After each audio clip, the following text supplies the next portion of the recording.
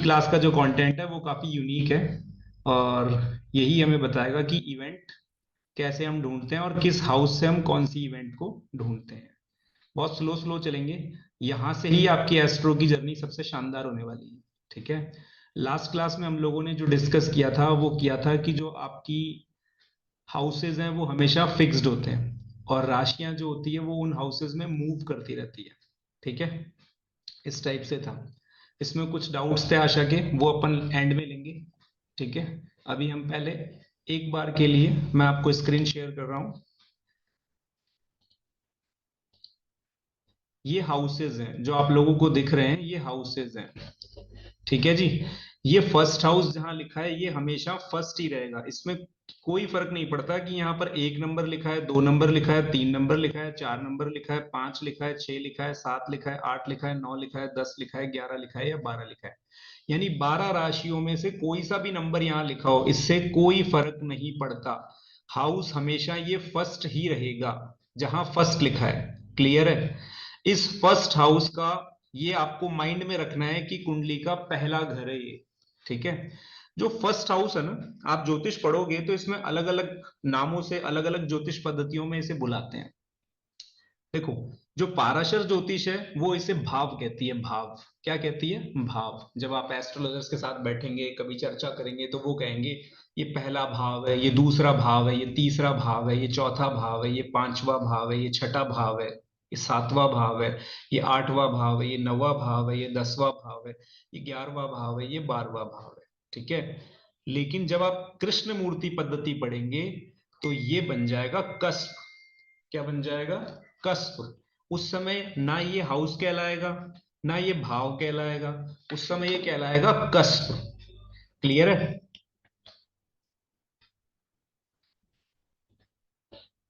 Yes sir. पूर्वी जी हैं इसमें या वेटिंग में मैसेज आ रहा है उनका? सर मैं हूँ। राधे राधे। अच्छा, आपने 2 से लॉगिन आईडी कर रखा है इस वक्त इसको। ठीक है। नहीं कुछ नहीं सर। सर एक्चुअली मेरे पास आवाज भी डबल डबल आ रही, कुछ समझ में नहीं आ रहा। मैं दोबारा लॉगिन कर दूं? हाँ कर लो, आप दोबारा लॉगिन।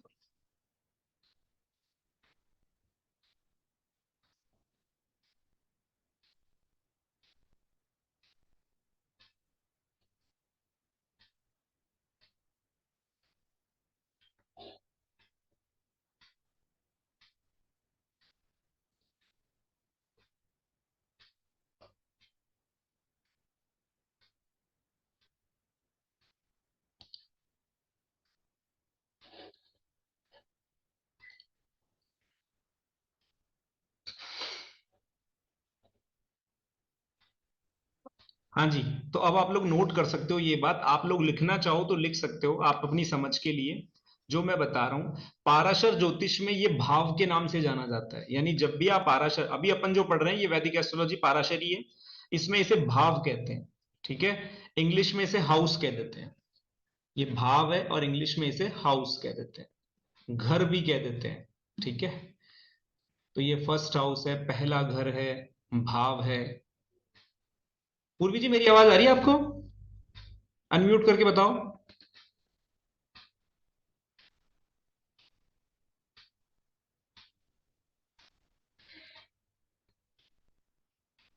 शायद पूर्वी जी को मेरी आवाज नहीं जा रही है। अनुराग ने फोन करके बोलो। जी सर बोलता हूँ।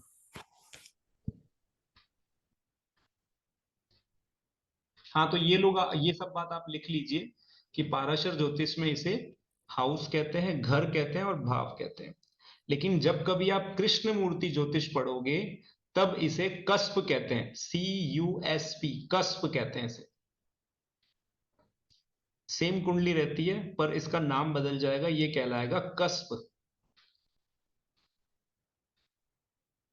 जब आप लाल किताब ज्योतिष पढ़ते हैं तो ये बन जाते हैं खाने। इनको बोलते हैं खाने। लिख लीजिए खाने।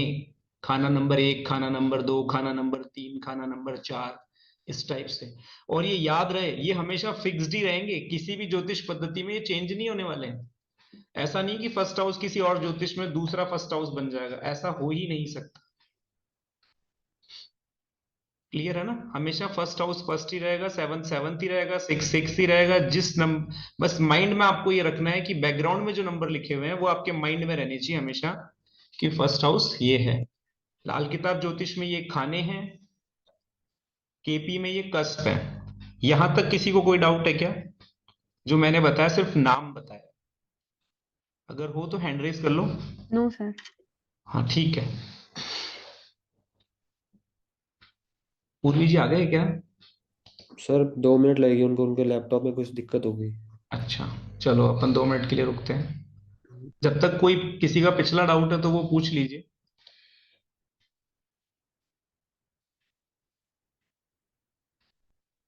आशा क्लियर हुआ तुम्हें? तुमने पूछा था मेरे से कि सर मेरी राशि लग्न राशि और राशि में तुम्हारा कंफ्यूजन था, वो क्लियर हुआ? अनम्यूट करो।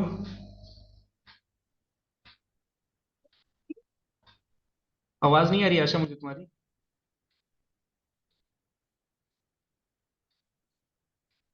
हेलो, हाँ हाँ बोलो। आ रही है आवाज? अब आ रही है, बताओ। सर नहीं हुआ है प्लीज, आपने अभी नहीं हुआ, चलो कोई नहीं, अभी क्लियर करते हैं उसे भी। पूर्वी जी मेरी आवाज आ रही है क्या? आप बार बार डिस्कनेक्ट हो रहे हो। हाँ जी सर, अब आ रही है, अब आ रही है। अब मैंने फोन से किया, लैपटॉप में पता नहीं क्यों सारा दिन चलता है, रात को ही दिक्कत आती है लैपटॉप में। इंटरनेट इशू तो नहीं है ना? नहीं नहीं, पूरा बंद ही हो जाता है, पता नहीं क्या। ठीक है, मैंने फोन से किया, कोई दिक्कत नहीं, आप कैरी ऑन करो। ओके जी।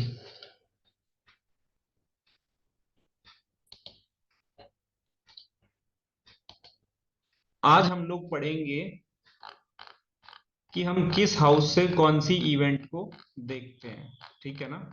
ये बहुत इंपॉर्टेंट पॉइंट है, और ये यहीं से ही आपको ज्योतिष की रुचि बढ़ेगी। ठीक है?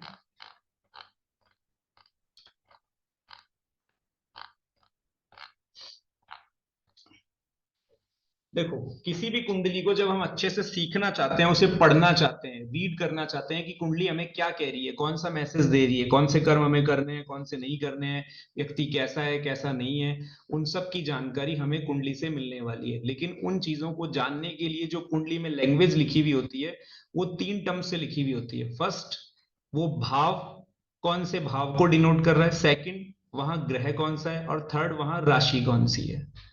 ठीक है? तो भाव हम अच्छे से समझ गए। अभी हमने जान लिए कि 1 से लेकर 12 तक भाव होते हैं। सिर्फ रमल ज्योतिष में 16 भाव होते हैं। ठीक है? बाकी की सभी ज्योतिष पद्धति में 12 ही होते हैं। एक रमल ज्योतिष होती है जिसमें पासे चलाए जाते हैं और उसमें 16 भाव बनते हैं। बाकी सभी ज्योतिष पद्धतियों में 12 ही होते हैं। न्यूमरोलॉजी में 9 भाव होते हैं। अगर अपन अंक ज्योतिष की बात करें तो वहां 9 भाव होते हैं। वहां सिर्फ 9 भाव से ही आपके भविष्य की गणना की जाती है। ये चीजें इसमें लिखी हुई नहीं आएगी जो मैं एक्स्ट्रा बता रहा हूं। अगर आप लोग नोट डाउन करना चाहो तो जस्ट फॉर योर नॉलेज आप नोट कर सकते हो। ठीक है? उसके बाद आते हैं भाव। अब भाव की अगर हम बात करें तो भाव का मतलब हाउस। जन्म पत्री में जो बॉक्स अभी आपने बने हुए देखे थे वो सारे ही भाव थे। किस भाव को हम किस नाम से जानते हैं, ठीक है, वो लिखने की जरूरत नहीं है, वो तो आपको मिलेगा रिटर्न कंटेंट। बस आपको सिर्फ समझना है। यहाँ पर जो पहला भाव है ना हमारा फर्स्ट हाउस, इसको हम लग्न कहते हैं। आप इस बात को अच्छे से माइंड में रखो कि जो हमारा फर्स्ट हाउस है वो लग्न कहलाता है। और लग्न की ताकत के आगे सब जीरो है। लग्न से बड़ा कुछ नहीं है। ये फर्स्ट हाउस ही है जो आपकी पर्सनैलिटी को आपको रिवील कर देगा। आप दुनिया के सामने बता देगा कि आपके सामने बैठने वाला व्यक्ति कैसा है। ठीक है? फर्स्ट हाउस जिसका जितना पावरफुल है, आप यकीन मानना उस व्यक्ति की लाइफ में ऑब्स्टेकल्स उतनी ही कम है। ये फर्स्ट हाउस ही है जो है सब कुछ। बाकी हर हाउस की अपनी इंपॉर्टेंस है, बट फर्स्ट हाउस का ताकतवर होना बहुत जरूरी है। ठीक है? ये पहला भाव है, इसे लग्न कहते हैं, तनु भाव भी कहते हैं। फिर उसके बाद आता है दूसरा भाव जिसको हम सेकंड हाउस बोलते हैं। ये धन भाव है, कुटुंब भाव है। और लाल किताब में ये क्या बन जाएगा? दूसरा खाना। वहां पे क्या कहेंगे इसे हम? दूसरा खाना। केपी में कहेंगे सेकंड कस्प। ठीक है? ये चीज आपको माइंड में रखनी है जो मैं वेरिएशन बताता जा रहा हूं। तीसरा भाव जो है वो पराक्रम का भाव है। ठीक है? तीसरे भाव का नाम है पराक्रम भाव। चौथा भाव जो है वो सुख भाव है। पांचवा भाव जो है वो संतान भाव है और संचित कर्म भाव है। आपने संचित कर्म पढ़े थे। अब हम फिफ्थ हाउस से व्यक्ति के संचित कर्मों को भी जज करेंगे कि उस व्यक्ति के संचित कर्म कैसे हैं। ये फिफ्थ हाउस को देखने से हमें पता लगेगा। सिक्स हाउस यानी जो छठा भाव है वो रोग, ऋण और रिपु भाव है। रोग मतलब बीमारी है, ऋण का मतलब आप पे किसी भी प्रकार की देनदारियां हैं या लेनदारियां हैं, रिपु भाव का मतलब है दुश्मन, शत्रु। ठीक है। सातवां भाव है कलत्र भाव, जाया भाव। कलत्र और जाया का अर्थ होता है पत्नी। ठीक है। यानी हम सेवंथ हाउस से हमारे लाइफ पार्टनर कैसा होगा, हमारा स्पाउस कैसा होगा, हम अच्छे से जज कर सकते हैं। यहीं से हम अपना बिजनेस पार्टनर भी देख सकते हैं कि हमारे साथ जो बिजनेस डील करने वाला व्यक्ति है वो कैसा है, उसका नेचर कैसा है। वो हमारे सामने अच्छा बन के आया है, लेकिन एक्चुअल में हमारी कुंडली का सेवंथ हाउस जैसा होगा, आपको बिजनेस में पार्टनर वैसा ही मिलेगा। अगर आपका सेवंथ हाउस बहुत अच्छा है तो पार्टनर आप दुनिया के किसी व्यक्ति से पार्टनरशिप कर लो, आपको कोई नुकसान नहीं है। यदि सेवंथ गड़बड़ है तो यकीन मानना आप कितने भी ब्रिलियंट हो, अंत में आपके साथ में कुछ ना कुछ बेईमानी हो ही जाएगी। आठवां भाव जो है वो आयु भाव है। यहां से व्यक्ति की आयु मतलब उसकी आयु देखी जाएगी, एज देखी जाएगी। यही मृत्यु भाव भी है, यहीं से व्यक्ति की मौत भी देख लेते हैं कि व्यक्ति किन कारणों से मरेगा, किन चीजों से मरेगा, कैसे उसकी डेथ हो रही है, ये भी हम देख सकते हैं। नवा भाव जो है वो भाग्य भाव है, धर्म भाव है। ये नवा भाव आपके पूर्वजों का मतलब जो पूर्वजों से आपको प्राप्त है, आपके जीन से, आपका डीएनए है। आपका डीएनए बेसिकली हम यहीं से देखते हैं। ठीक है ना, आप किस कुल के, किस परंपरा के, कैसे व्यक्ति हो, वो सब नवे भाव में। दसवां भाव जो है वो कर्म भाव है। कर्म भाव का मतलब यहां से हम व्यक्ति का प्रोफेशन देख लेते हैं, वो किस टाइप का प्रोफेशन करके अपने जीवन में अर्न करेगा, यानी पैसा कैसे आएगा उसके पास। और पैसे के बिना कुछ है नहीं। 11वां भाव जो है वो लाभ भाव है। आपको जीवन में किसी भी चीज से कितना लाभ मिलने वाला है। फॉर एग्जाम्पल, मैंने एक एसी बाय किया, वो एसी मुझे लाभ देगा या नुकसान। मैंने कार बाय की, वो मुझे लाभ देगा या नुकसान। मेरे 3 बेटे हैं, मुझे लाभ देंगे या नुकसान। ठीक है। तो लाभ, इच्छा पूर्ति का भाव है 11th हाउस। 12th हाउस जो है 12वां भाव, वो व्यय भाव है और हानि भाव है। यहां से आप अपने सारे एक्सपेंसेस देखेंगे और आपने जो भी चीजें आज तक व्यय की, चाहे समय को व्यय किया, धन को किया, शरीर को किया, कहाँ किया, वो आप यहां से जज कर सकते हैं। ये इनका एक ब्रीफ इंट्रोडक्शन है, इनके नाम है जो हमें धीरे धीरे ग्रेजुअली पढ़ते सुनते याद होने चाहिए। कुल मिलाकर इतनी सी बात है। एस्ट्रोलॉजी के अंदर 12 खाने हैं, 12 जो हाउसेज हैं या 12 कस्प हैं। ठीक है। इन्हें हमको याद होना चाहिए। ये फर्स्ट हाउस है, ये सेकंड हाउस है, ये थर्ड हाउस, ये कभी चेंज नहीं होते हैं। ये बात माइंड में अच्छे से रख लो। इसमें बदलेगी सिर्फ राशि।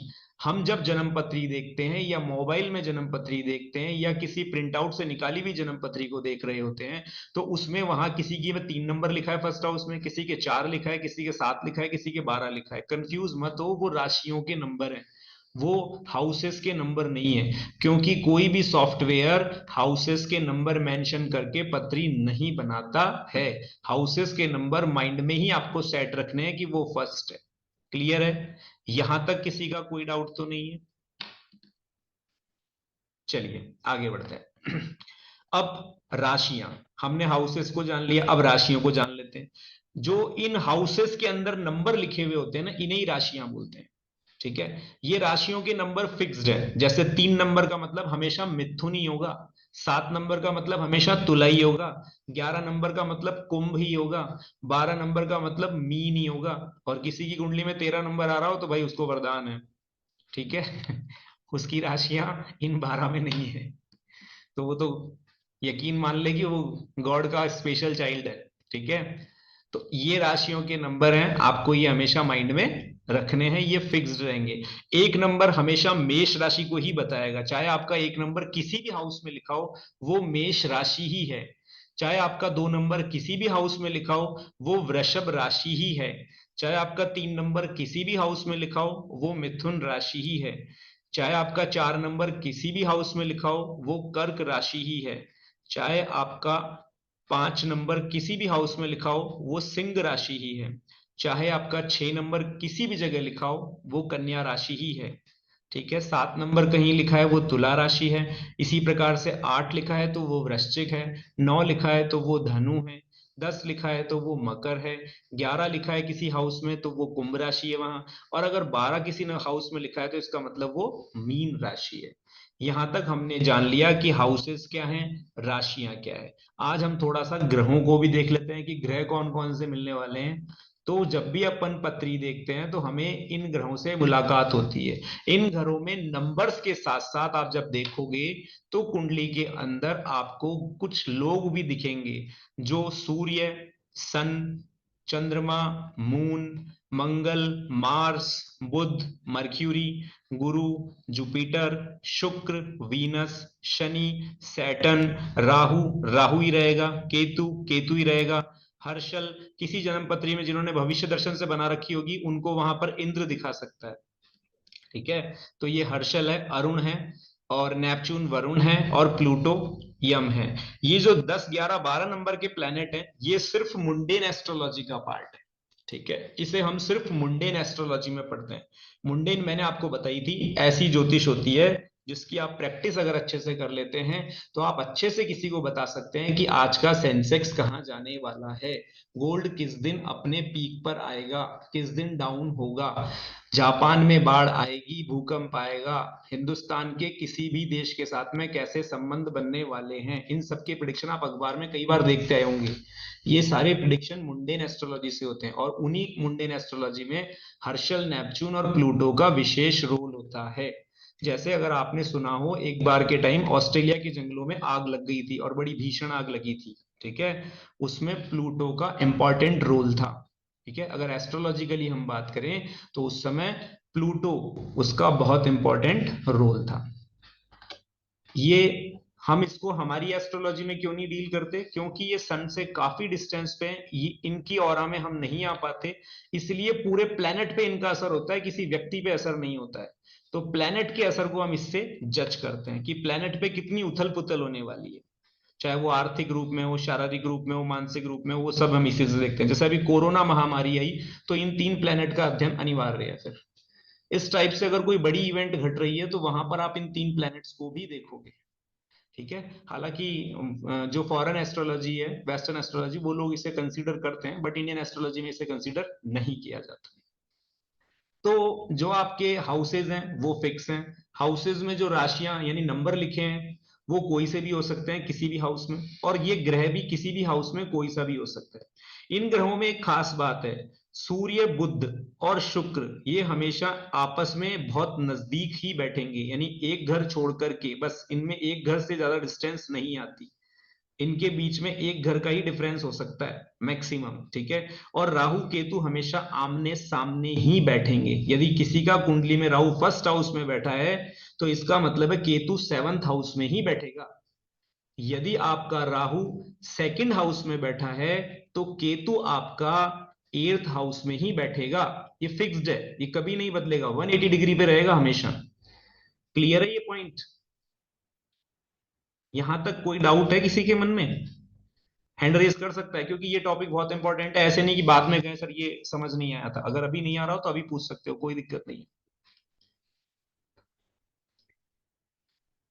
हाँ निकेत, अनम्यूट करो, बताओ। सर वो पहला पॉइंट वापस रिपीट करना, सूर्य, बुध और कुछ एक और बोला था सूर्य, आपने? बुध और शुक्र। देखो किसी भी कुंडली के अंदर जब भी आप कुंडली देखोगे तो सूर्य, बुध, शुक्र के बीच में सिर्फ एक हाउस का डिफरेंस हो सकता है। जैसे मान लो सूर्य, बुध फर्स्ट हाउस में बैठे हैं, ठीक है, तो खींच करके शुक्र या तो 11th हाउस में बैठ सकता है या फिर वो 3rd हाउस में बैठ सकता है, मतलब एक हाउस का गैप हो सकता है। और कभी कभी ऐसा भी होगा कि तीनों एक साथ बैठे हैं, और कभी कभी ऐसा होगा कि बुध शुक्र एक साथ होंगे और सूर्य अकेला रह जाए। ऐसी कंडीशन बार बार देखने को मिलेगी, वो डिग्री के हिसाब से होगी, वो मैं आपको क्लियर करूंगा। लेकिन इंपॉर्टेंट बात यहां पर यही है कि शुक्र कभी भी सूर्य से एक हाउस से ज्यादा डिस्टेंस पे नहीं जा सकता। किस में नहीं जा सकता? जो ज्योतिष इस वक्त हम पढ़ रहे हैं इसमें नहीं जा सकता। लेकिन अगर आप लाल किताब ज्योतिष पढ़ोगे तो वहां ये क्रम टूट जाता है, सूर्य जो है उसके सामने यानी 7th हाउस में भी शुक्र आ सकता है। ठीक है। ये बात ध्यान रखेंगे, हम वहां पढ़ेंगे तब। तो आगे बढ़ सकते हैं कोई? अच्छा हर्ष, कुछ पूछना है तुम्हें? नहीं सर। ओके क्लियर है। राम, तुम्हें कुछ पूछना है? हाँ हाँ अभिनव, सर। बताओ। हाँ सर, ये सूर्य बुध और शुक्र साथ साथ रहेंगे और हम्म। राहु और केतु अपोजिट रहेंगे, इसके पीछे कोई रीजन है या फिर कभी नहीं, ऐसा होता ही है? सबके पीछे रीजन है ना। आपको रीजन जो होंगे वो समय के साथ क्लियर होंगे। हम जैसे जैसे कोर्स में आगे बढ़ते जाएंगे ना वैसे वैसे क्लियर होंगे, क्योंकि इसमें एस्ट्रोलॉजी में क्या है, सारी चीजें बिखरी हुई हैं। जब तक ये कंपाइल नहीं होगी ना तब तक हम सारे कारण एक साथ इकट्ठे नहीं कर पाएंगे। जैसे हर्ष ने सवाल किया था कि सर कुंडलियां जो बनती है वो एंटी क्लॉकवाइज ही बनती है क्या? हर्ष ने किया था ना लास्ट क्लास में ये क्वेश्चन। हाँ हाँ, किया था। और उसका कोई रीजन है क्या? तो वो रीजन भी आपको क्लियर होगा। हाँ, कुंडलियां एंटी क्लॉकवाइज ही बनती है, लेकिन क्या क्लॉकवाइज नहीं बनाई जा सकती? बिल्कुल बनाई जा सकती है। क्या क्लॉकवाइज से आप प्रिडिक्शन करोगे तो वो गलत होगा? नहीं, बिल्कुल भी नहीं होगा। तो फिर हम एंटी क्लॉकवाइज क्यों बना रहे हैं? एंटी क्लॉकवाइज हम इसलिए बना रहे हैं कि ये एक सेट पैटर्न है, नॉर्थ इंडिया में यही प्रचलन में है। जैसे हम जिस देश में जाते हैं तो वहां के कल्चर को फॉलो करते हैं। नॉर्थ इंडिया में कुंडली का जो पैटर्न है वो ये फिक्स्ड है, ठीक है। लेकिन अगर आप साउथ इंडिया में जाओगे तो वहां पर क्या हो जाएगा, कुंडली जो होगी क्लॉकवाइज हो जाएगी। तो ये चीजें क्लियर होगी, उससे कोई फर्क नहीं पड़ता है प्रिडिक्शन पे, ठीक है। मतलब वो तो एक परफॉर्म है किसी चीज को बताने के लिए, रिप्रेजेंटेशन है वो, और कुछ नहीं है। टेम्पलेट है। हाँ हाँ, ऐसे समझ लो आप, ठीक है। और कोई डाउट किसी का? पारुल, तुम्हें तो कोई डाउट नहीं है? No sir. ओके जी। तो अब हम बढ़ते हैं फर्स्ट हाउस की तरफ। अब हम आज ये जानेंगे कि किसी भी हाउस से आप क्या इवेंट देखते हो, और मैं सिर्फ 2 ही हाउस पढ़ाऊंगा, ठीक है। हर दिन आपको सिर्फ 2 ही बताऊंगा। ये 2 ही आपको पूरे माइंड में होने चाहिए, क्योंकि पढ़ाने में तो ये कोर्स मैं 72 आवर्स में खत्म कर सकता हूं, लेकिन वो मेरे एंड पे ही हुआ, आप कभी नहीं सीख पाओगे। अगर आपको सीखना है तो बहुत पेशेंस से ही सीखना पड़ेगा, क्योंकि क्यूरियोसिटी इतनी बढ़ जाएगी कि आज आपकी नींद उड़ जाएगी। आज रात को आपको नींद नहीं आने वाली प्रॉपर, ये पक्का है, ये मेरी गारंटी है। आप नोट कर लो, लिख लो अपने उस पर। अगर आज आपको नींद आ जाए तो सही समय पे नहीं आएगी आज आपको नींद। इतनी एस्ट्रोलॉजी मैंने भी कर रखी है, ठीक है। तो आप चेक कर लेना। अब अपन बात करते हैं फर्स्ट हाउस की। ये है प्रथम भाव, कुंडली का पहला घर। इसे हमने क्या कहा था? लग्न कहा था। पहले घर से हम किसी भी व्यक्ति की पूरी पर्सनैलिटी को देख सकते हैं, वो व्यक्ति कैसा है। जैसे उस व्यक्ति का रंग रूप कैसा होगा, आप उसका रंग और रूप दोनों डिसाइड करके बता सकते हो बिना व्यक्ति से मिले, ठीक है। उसकी हाइट आप बता सकते हो कि उसकी हाइट कैसी होगी, बहुत आसानी से बता सकते हो। उसका नेचर कैसा होगा, ठीक है। उसकी अच्छी बुरी क्वालिटीज क्या क्या होगी, क्या उसमें अच्छा है क्या उसमें बुरा है, वो आप आसानी से बता सकते हो। मेरी स्क्रीन सबको दिख रही है ना?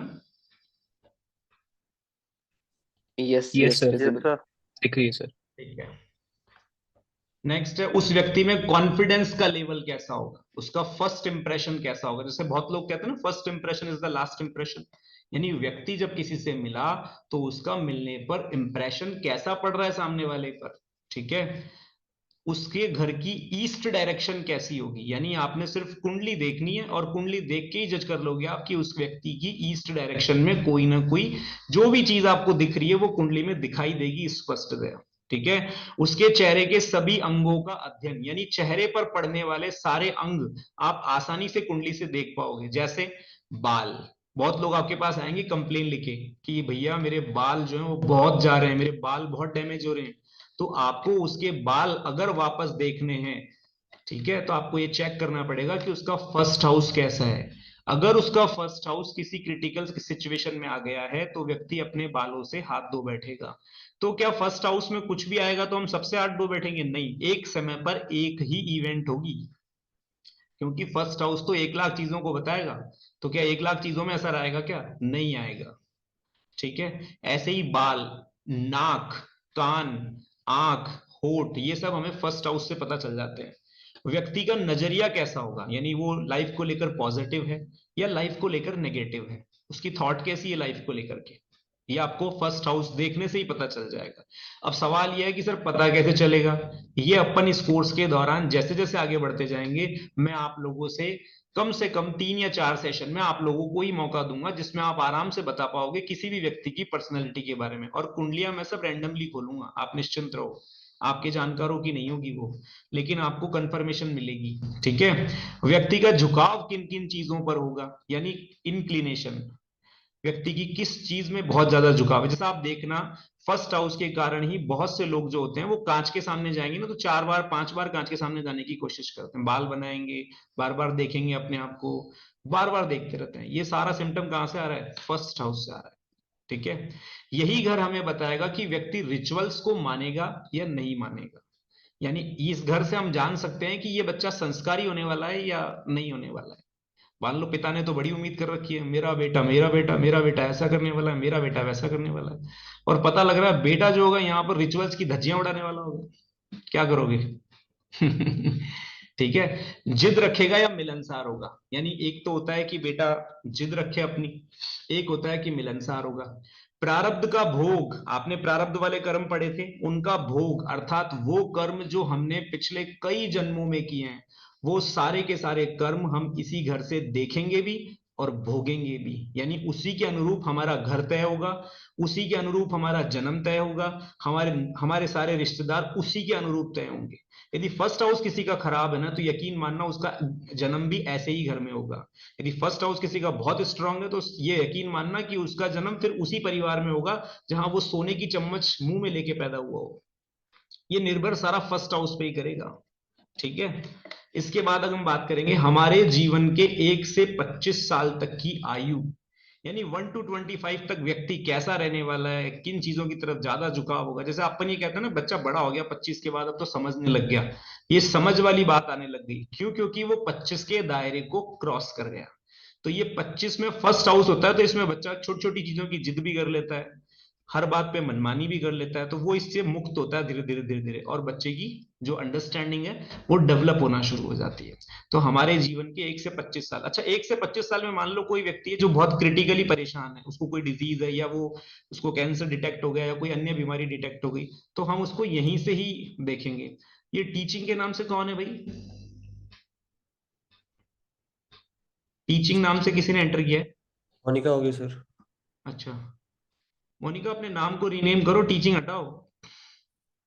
टीचिंग तो यहाँ मैं ही कर रहा हूँ, मुझे लगता है मुझे भी कोई पढ़ाने वाला आ गया स्क्रीन पे। ठीक है, इसके बाद हम देखेंगे फर्स्ट हाउस में जो कारक प्लेनेट है, यानी आपको ये चेक करना है कि व्यक्ति का फर्स्ट हाउस कैसा है, तो आपको उसकी कुंडली का सूर्य भी देखना पड़ेगा। और तकदीर की बात ये मानो किसी व्यक्ति का फर्स्ट हाउस और फर्स्ट हाउस में ही सूर्य बैठ जाए तो ये सोने पे सुहागा है, इसको आप कम मत मानना। अगर व्यक्ति के लग्न में ही आके सूर्य बैठ जाए तो ये सोने पे सुहागा है, ऐसे ही ऐशा आराम नहीं भोग रहा है व्यक्ति, लाया है अपने तकदीरों में। ठीक है, ये चीजें आपको ज्योतिषी बताएगी, बाकी लोग तो वो उनसे मिलोगे तो वो तो यही कहेंगे जी मेहनत करते हैं हम। ठीक है, लेकिन ज्योतिष आपको रिवील कर देगी वो व्यक्ति के पास में ये चीजें आई कैसे। इसके बाद यहाँ का जो कारक प्लेनेट है, ये बहुत इंपॉर्टेंट बात है, मैं इसको हाईलाइट भी कर देता हूं। प्रथम भाव का जो कारक ग्रह है वो सूर्य है। ऐसे में सूर्य यदि यहां बैठा है तो उच्च के फल देगा। ऐसे व्यक्ति का मान सम्मान, स्टेटस, सोशल वैल्यू बहुत बड़ी होगी, हल्के में मत लेना आप उसे। ठीक है, तो हमारे ग्रुप में भी है क्या कोई सज्जन? हैंड रेज कर दो। अरे डिजिटल हैंड रेज करो भाई, हाथ वाले दिखते नहीं मुझे। क्या बात है, अनिकेत का है और केवल अनिकेत का है? राम जी का भी है सर। राम का भी है। अतुल भी आपका?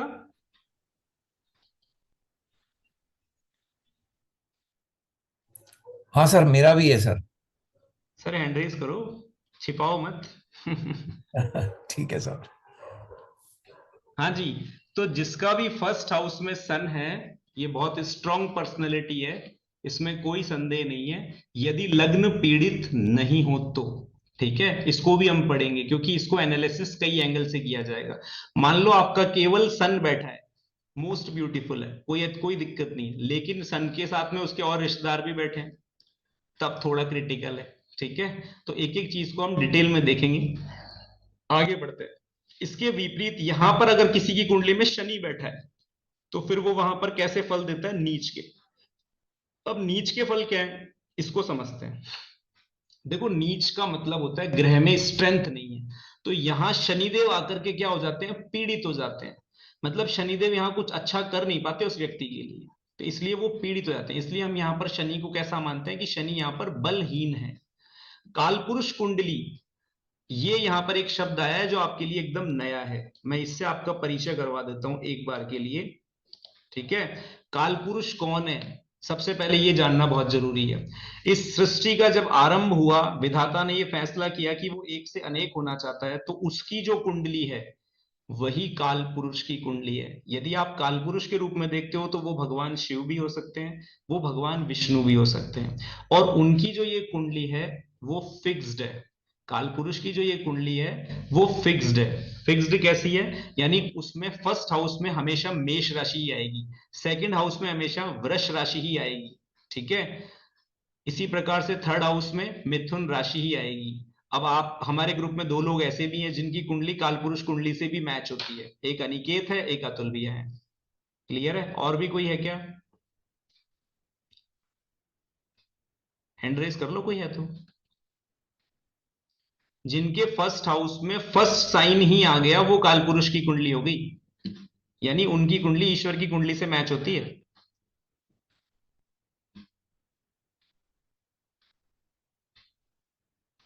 चलो, तो ये क्लियर हुआ काल पुरुष की कुंडली क्या है। कोई डाउट है किसी का, किसी भी टर्म्स में जो मैंने यहां तक पढ़ाया है तो डाउट बोल दो, नहीं है? चलो आगे बढ़ते हैं। अब कालपुरुष कुंडली के अनुसार प्रथम भाव का स्वामी ग्रह मंगल है। मंगल क्यों है? क्योंकि मेष राशि का जो स्वामी है वो मंगल है। मैंने आपको राशियों के स्वामी नहीं पढ़ाए, तो वो मैं आपको बता दूंगा अभी, ठीक है ना, कि किस राशि का कौन सा स्वामी है। या आप एक बार के लिए लिख लो, जो ज्यादा बेटर रहेगा, नहीं आप कंफ्यूज होगे, आप लिख लीजिए।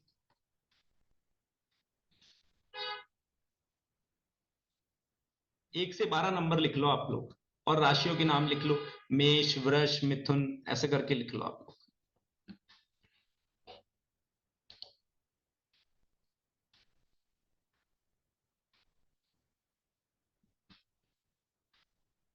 बारह की 12 राशियों के नाम लिख लो, मेष, वृष, मिथुन, कर्क, सिंह, कन्या, तुला, वृश्चिक, धनु, मकर, कुंभ और मीन। ठीक है, अब मेष राशि के सामने लिख लो मंगल, यानी मेष राशि के जब स्वामी की बात होगी तो इसके स्वामी है मंगल। वृष राशि के स्वामी है शुक्र, वृष राशि के जो स्वामी है वो है शुक्र।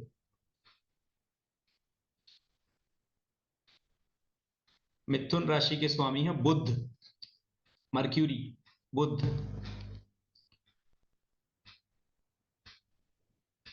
कर्क राशि के स्वामी है चंद्रमा,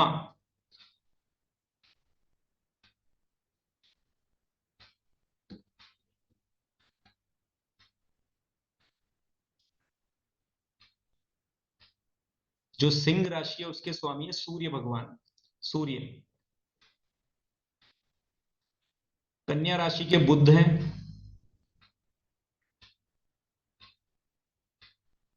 तुला राशि के फिर से शुक्र हैं, वृश्चिक राशि के मंगल हैं,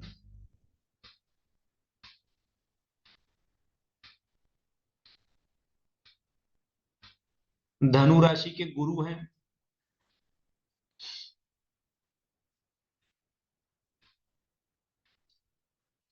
मकर राशि के शनि हैं, कुंभ राशि के भी शनि है, मकर के जस्ट अगली वाली जो साइन है कुंभ, उसके भी शनि है, और मीन राशि के गुरु हैं जुपिटर।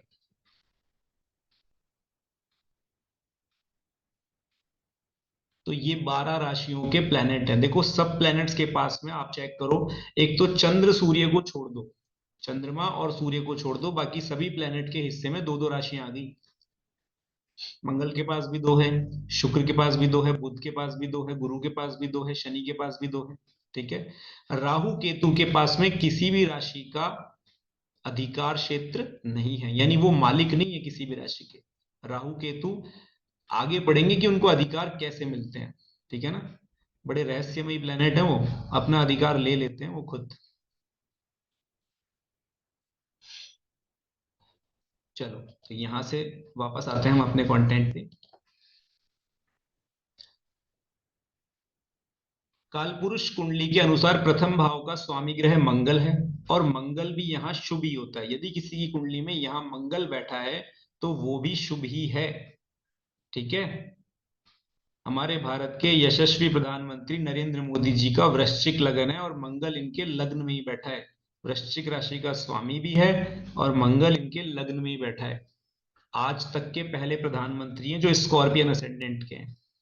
ठीक है, इसीलिए दुनिया में सबसे ज्यादा पॉपुलर है। इसी प्रकार प्रथम भाव पूर्व दिशा का भी कारक है, यानी फर्स्ट हाउस से हम हमारे घर की ईस्ट डायरेक्शन की भी बात कर लेते हैं। ऐसे में यदि सूर्य कुंडली में अच्छी स्थिति में है तो आप यकीन मानना आपको पूरब दिशा का मकान बहुत रास आएगा। अगर आपका फर्स्ट हाउस अच्छा है, सन अच्छा है, तो आपको ईस्ट फेसिंग की बिल्डिंग बहुत काम आने वाली है। ठीक है, क्लियर हुआ? व्यक्ति सीधे मुंह पर बोलने वाला होगा।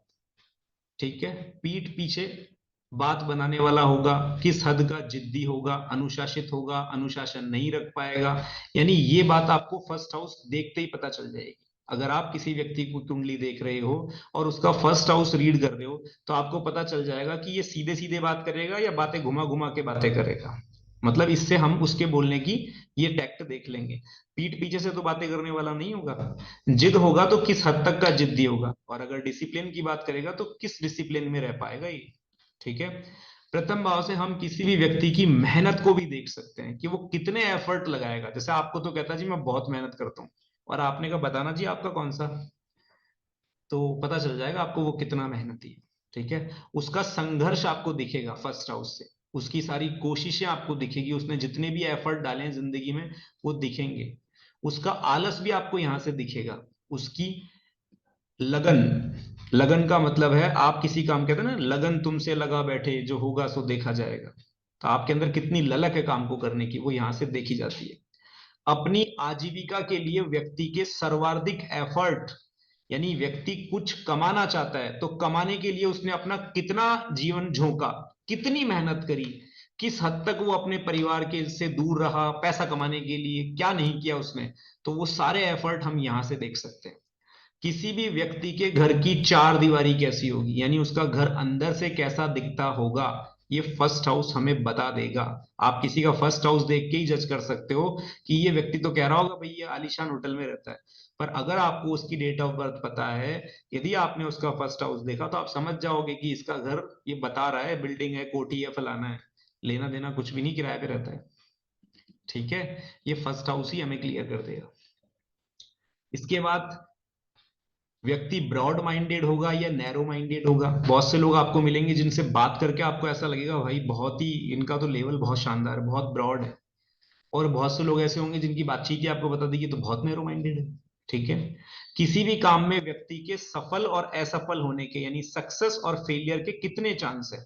आपने कहा सर मैं एक प्रोजेक्ट स्टार्ट करने जा रहा हूं, मैं आपका फर्स्ट हाउस जरूर रीड करूंगा कि आप उस प्रोजेक्ट को कर पाओगे या नहीं कर पाओगे, क्योंकि प्रोजेक्ट तभी कंप्लीट होगा, मेरी बात समझ में आ रही है, प्रोजेक्ट तभी कंप्लीट होगा जब आपके फर्स्ट हाउस में वो दमखम दिखेगा। यदि फर्स्ट हाउस मना कर रहा है तो कुछ नहीं हो सकता।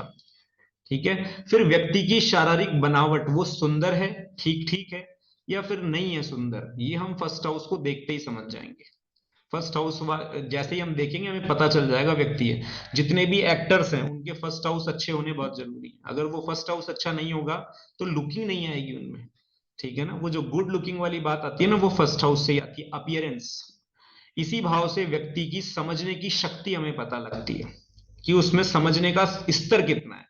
मतलब आप किसी से कह समझता ही नहीं है, मैं समझा समझा के थक गया, 10 तो मैंने ट्यूशन लगा दी, इसके टीचर ही परेशान हो गए, तो वो आप फर्स्ट हाउस देख के जज कर सकते हो कि इस व्यक्ति की ट्यूशन लगाने की जरूरत है क्या, या कुछ और चीजों की जरूरत है, कहीं ये व्यक्ति आपको बेवकूफ तो नहीं बना रहा है। ये सारी चीजें आपको क्लियर हो जाती है फर्स्ट हाउस से। ठीक है ना, इसके बाद आपको पता लगता है उस व्यक्ति में नेतृत्व का गुण है, यानी लीडरशिप कर सकता है या नहीं कर सकता। जैसे आपने कहा तुम टीम के आज से मॉनिटर हो, और बंदा घबरा रहा है कि जी मॉनिटर नहीं बनाओ मुझे, ये मुझे क्लास पीटेगी पकड़ के। ठीक है, तो मॉनिटरिंग वाला गुण, आज मोदी जी इस वक्त पूरे वर्ल्ड को क्या कर रहे हैं, मॉनिटरिंग कर रहे हैं, तो आपको समझ में आ रहा है उनका फर्स्ट हाउस कैसा है। क्लियर हो रही है बात? यानी फर्स्ट हाउस में इतना जबरदस्त गुण है कि वो पूरे विश्व को लीड कर रहे हैं। उनके चेहरे का तेज देख रहे हो आप? मैंने कहा था मंगल का यहां होना भी शुभ है, वृश्चिक लगन है, जल तत्व राशि, आप सीखोगे आगे। चेहरे का तेज देखो। और मंगल किसे कहते हैं? जो ताबड़तोड़ डिसीजन ले। 370 हटा दी है, कल से नोट बंद हो जाएंगे। मंगल का मतलब ही ये जो ताबड़तोड़ काम करे। पाकिस्तान के अंदर सर्जिकल स्ट्राइक, एयर स्ट्राइक, पता ही नहीं क्या क्या। किसी भी देश से घबराते नहीं है। कनाडा को कह दिया अभी ऐसा करेगा तो ऐसा है। तो ये देख रहे हो आप, ताकत जो दिखती है वो कहां से दिखती है? मंगल से। जितने भी जो बॉडी बिल्डर होते हैं ना, जिम वगैरह ज्वाइन करते हैं, इन पे मंगल का प्रभाव हुए बिना ये कर नहीं सकते। तो मंगल का अच्छा होना भी जरूरी है। उसके बाद हम बात करते हैं उसका टैलेंट, यानी व्यक्ति में जो टैलेंट है ना, वो टैलेंट हमें दिखाई देता है उसके फर्स्ट हाउस से। उसमें अधिकारों का उपयोग करने की बुद्धि। जैसे आपको मैंने अधिकार दिया कि आज मैं नहीं हूं, आज आप क्लास लो, या एक टीचर ये कह के गया कि बेटा तुम क्लास को संभालो, अभी मैं नीचे ऑफिस में जा रहा हूं। तो अपने अधिकार का मॉनिटर ने एक तो बच्चों को ढंग से पढ़ाया, और एक पता लगा कि अभी वो टीचर धै सपाटे क्लास के अंदर माहौल खराब कर दिया पूरा। तो अपने अधिकार का आप सही प्रयोग करोगे या दुरुपयोग करोगे, ये हमें फर्स्ट हाउस बता देता है। ठीक है? कोई भी व्यक्ति अपने जीवन में कारोबार या नौकरी के किस मतलब क्षेत्र में किस ऊंचाई पर बैठेगा, किस लेवल तक का उसका नाम होगा, काम होगा, ये हम यहां से देख सकते हैं। आपने नौकरी करनी है, आपने कोई बिजनेस करना है, आप कुछ भी करने वाले हो, आप किस लेवल पर बैठोगे, आपका ऑफिस कैसा होगा, आपका डेकोरम कैसा होगा, ठीक है, आपके कारोबार के क्षेत्र में आपका कितना रुतबा होगा, दबदबा होगा, ये सब देख सकते हो आप फर्स्ट हाउस से। इसके बाद में पहले भाव का संबंध जड़ी बूटियों से भी है। यहां से हम जान सकते हैं कि व्यक्ति को किस प्रकार की दवाओं से लाभ होगा। जैसे बहुत से लोग आपको कहेंगे भैया मैंने सोराइसिस की दवाएं ले लेकर थक चुका हूं, पर मेरे कोई रिजल्ट नहीं आ रहे, मैंने इसकी दवाई ले ली, मेरे फर्क ही नहीं पड़ रहा। क्यों नहीं पड़ रहा? क्योंकि उसका फर्स्ट हाउस किसी ने रीड ही नहीं किया। आप फर्स्ट हाउस को रीड करो, वहां से जज करो कि व्यक्ति के लिए कौन सी दवा अच्छी होने वाली है। उसे आयुर्वेदिक मेडिसिन लेने से लाभ होगा, होम्योपैथी से लाभ होगा, या एलोपैथी से लाभ होगा, ये आपको फर्स्ट हाउस बताएगा। और फर्स्ट हाउस देखते ही आप उस व्यक्ति को कह सकते हो भैया आप इस दवाई को लो, और यकीन मानना आपकी बताई दवाई उसके लिए रामबाण की तरह काम करेगी, उसका रोग ठीक हो जाएगा। क्यों? क्योंकि आपने सीधा प्लेनेट की वो चीज पकड़ ली।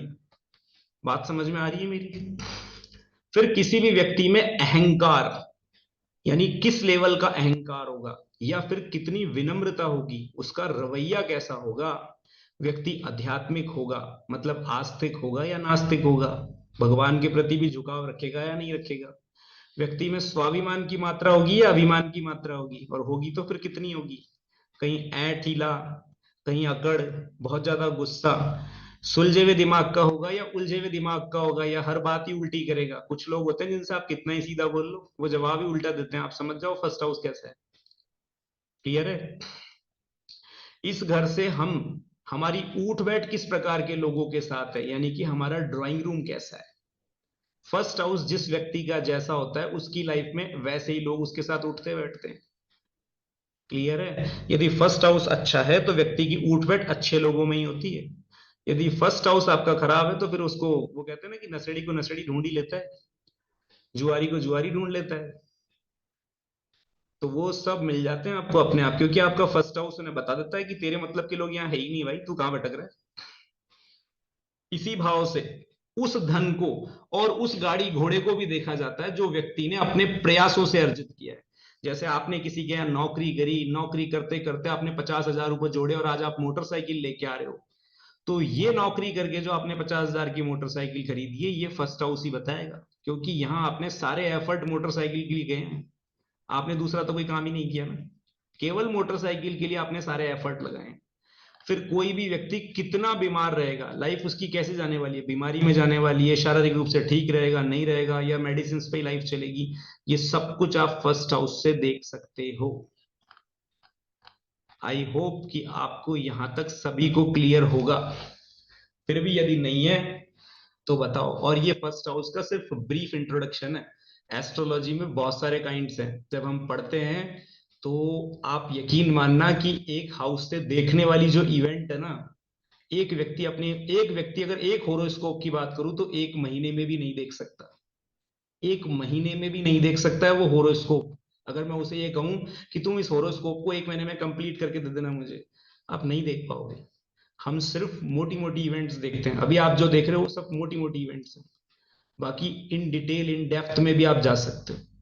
तो ये पता चला आपको फर्स्ट हाउस से हमने क्या क्या देखा? कोई डाउट है यहां तक किसी का? है तो हैंड रेज कर लो। नहीं सर, थैंक यू। चलो, तो हम सेकंड हाउस की तरफ बढ़ते हैं। उससे पहले 2 मिनट का एक ब्रेक ले लेते हैं, जिसमें पानी पी लेता हूं मैं, और आप लोग भी पी लो।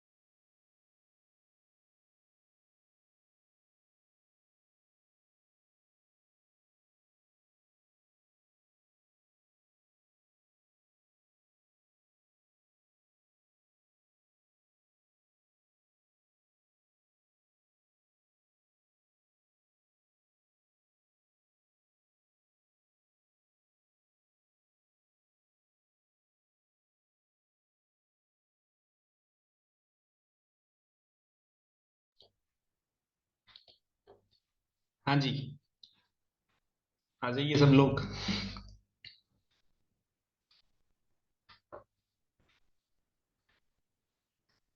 शशिकांत जी, समझ में आ रहा है ना आपको?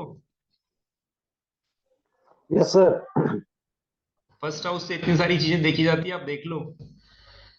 सबका देखना भी है और भला भी करना है। Yes sir, yes. अच्छा, एक चीज मैं यहाँ बीच में बोल रहा हूँ, इस बात को नोट करो। पहली चीज तो ये, ग्रुप में जैसे ही क्लास ओवर हुए तो मैं आप लोगों के रिव्यूज मांगता हूँ कि क्लास कैसी रही। जानते हो क्यों मांगता हूँ? ताकि मैं आपको अगली बार जब पढ़ाऊं तो उतना ही मोटिवेशन के साथ पढ़ाऊं, और आप उससे लिखने में इतने कंजूस हो, इतने कंजूस हो जिसकी कोई सीमा नहीं। एक टीचर अगर आपको कह रहा है, उसके बाद अगर आप लोगों के रिएक्शन नहीं आ रहे, तो आप अंदाजा लगा लो आपका फर्स्ट हाउस कैसा है। उसे अच्छा करो।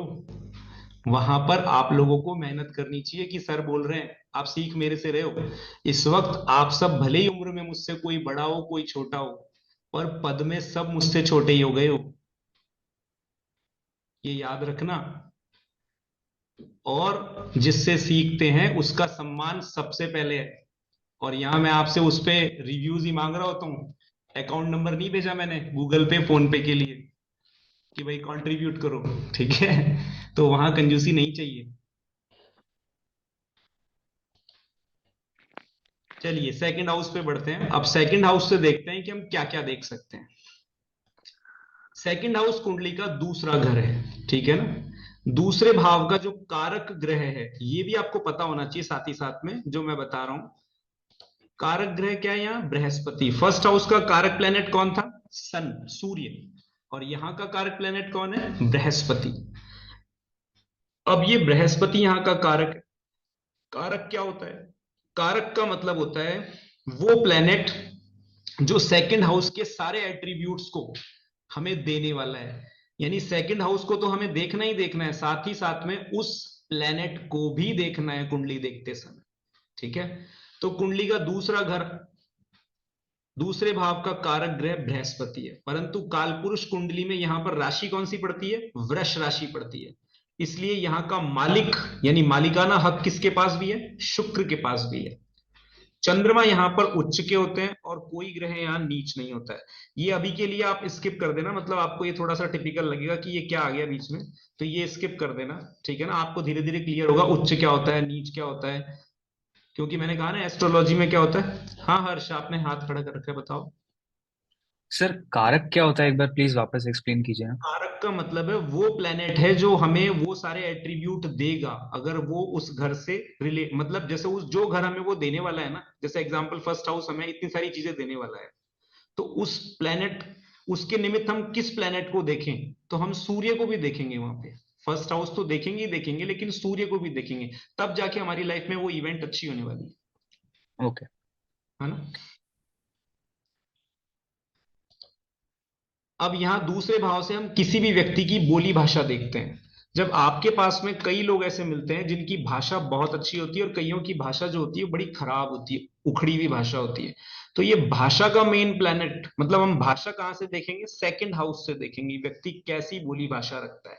ठीक है, उसकी वाक शक्ति, बोलने के अंदर उसमें कितनी कला है, बोलने की जो कला है ना वो हम यहीं से देखेंगे। म्यूजिक में उसका कितना इंटरेस्ट है, गाने में कितना इंटरेस्ट है, व्यक्ति का परिवार कैसा होगा, छोटा होगा या बड़ा होगा। ठीक है, यानी उसकी स्मॉल फैमिली है या बिग फैमिली है, जॉइंट फैमिली है या न्यूक्लियर है, परिवार के प्रति व्यक्ति खुद कैसा है, उसके पास में अचल संपत्ति जैसे जमीन जायदाद फिक्स्ड एसेट्स जो भी है वो कितनी है। हाँ अभिनव बताओ। हाँ सर, मैं पूछ रहा था जो भाषा वाली बात है इसमें, तो भाषा तो अपनी जो नेटिव प्लेस होती है वहां से आती है ना हमारे पास। मतलब जैसे कोई हरियाणा से है, कोई राजस्थान से है, तो उसकी भाषा वो उस लहजा हिसाब आता है, की होगी। वो लहजा आता है ना। हरियाणा के लोग भी मीठा बोलते हैं, ऐसा नहीं है कि वो कड़ाई बोलते हैं। लहजा अलग चीज है, शब्दों का चयन अलग चीज है। तो जो भाषा में अच्छा। शब्दों का चयन करते हैं ना हम, भाषा में जिन शब्दों का हम चयन करेंगे वो हम सेकंड हाउस से करते हैं, मतलब हमें सेकंड हाउस बताता है। ऐसे तो फर्स्ट हाउस में हमारा पूरा चेहरा भी आता है, तो भाषा हम वहां से भी तो देख सकते हैं, हाँ। बिल्कुल देख सकते हैं। और एक ऐसा नहीं है कि एक हाउस से हम एक ही चीज देख सकते हैं, कई बार मल्टीपल हाउस से भी हम एक चीज देख सकते हैं, ऐसा भी होगा। ठीक है ना, अभी देखते जाओ आप, आपके परिवार में किसी भी नए सदस्य का आगमन, आपकी फैमिली में कोई, हाँ पूर्वी जी बताओ, अनम्यूट करो।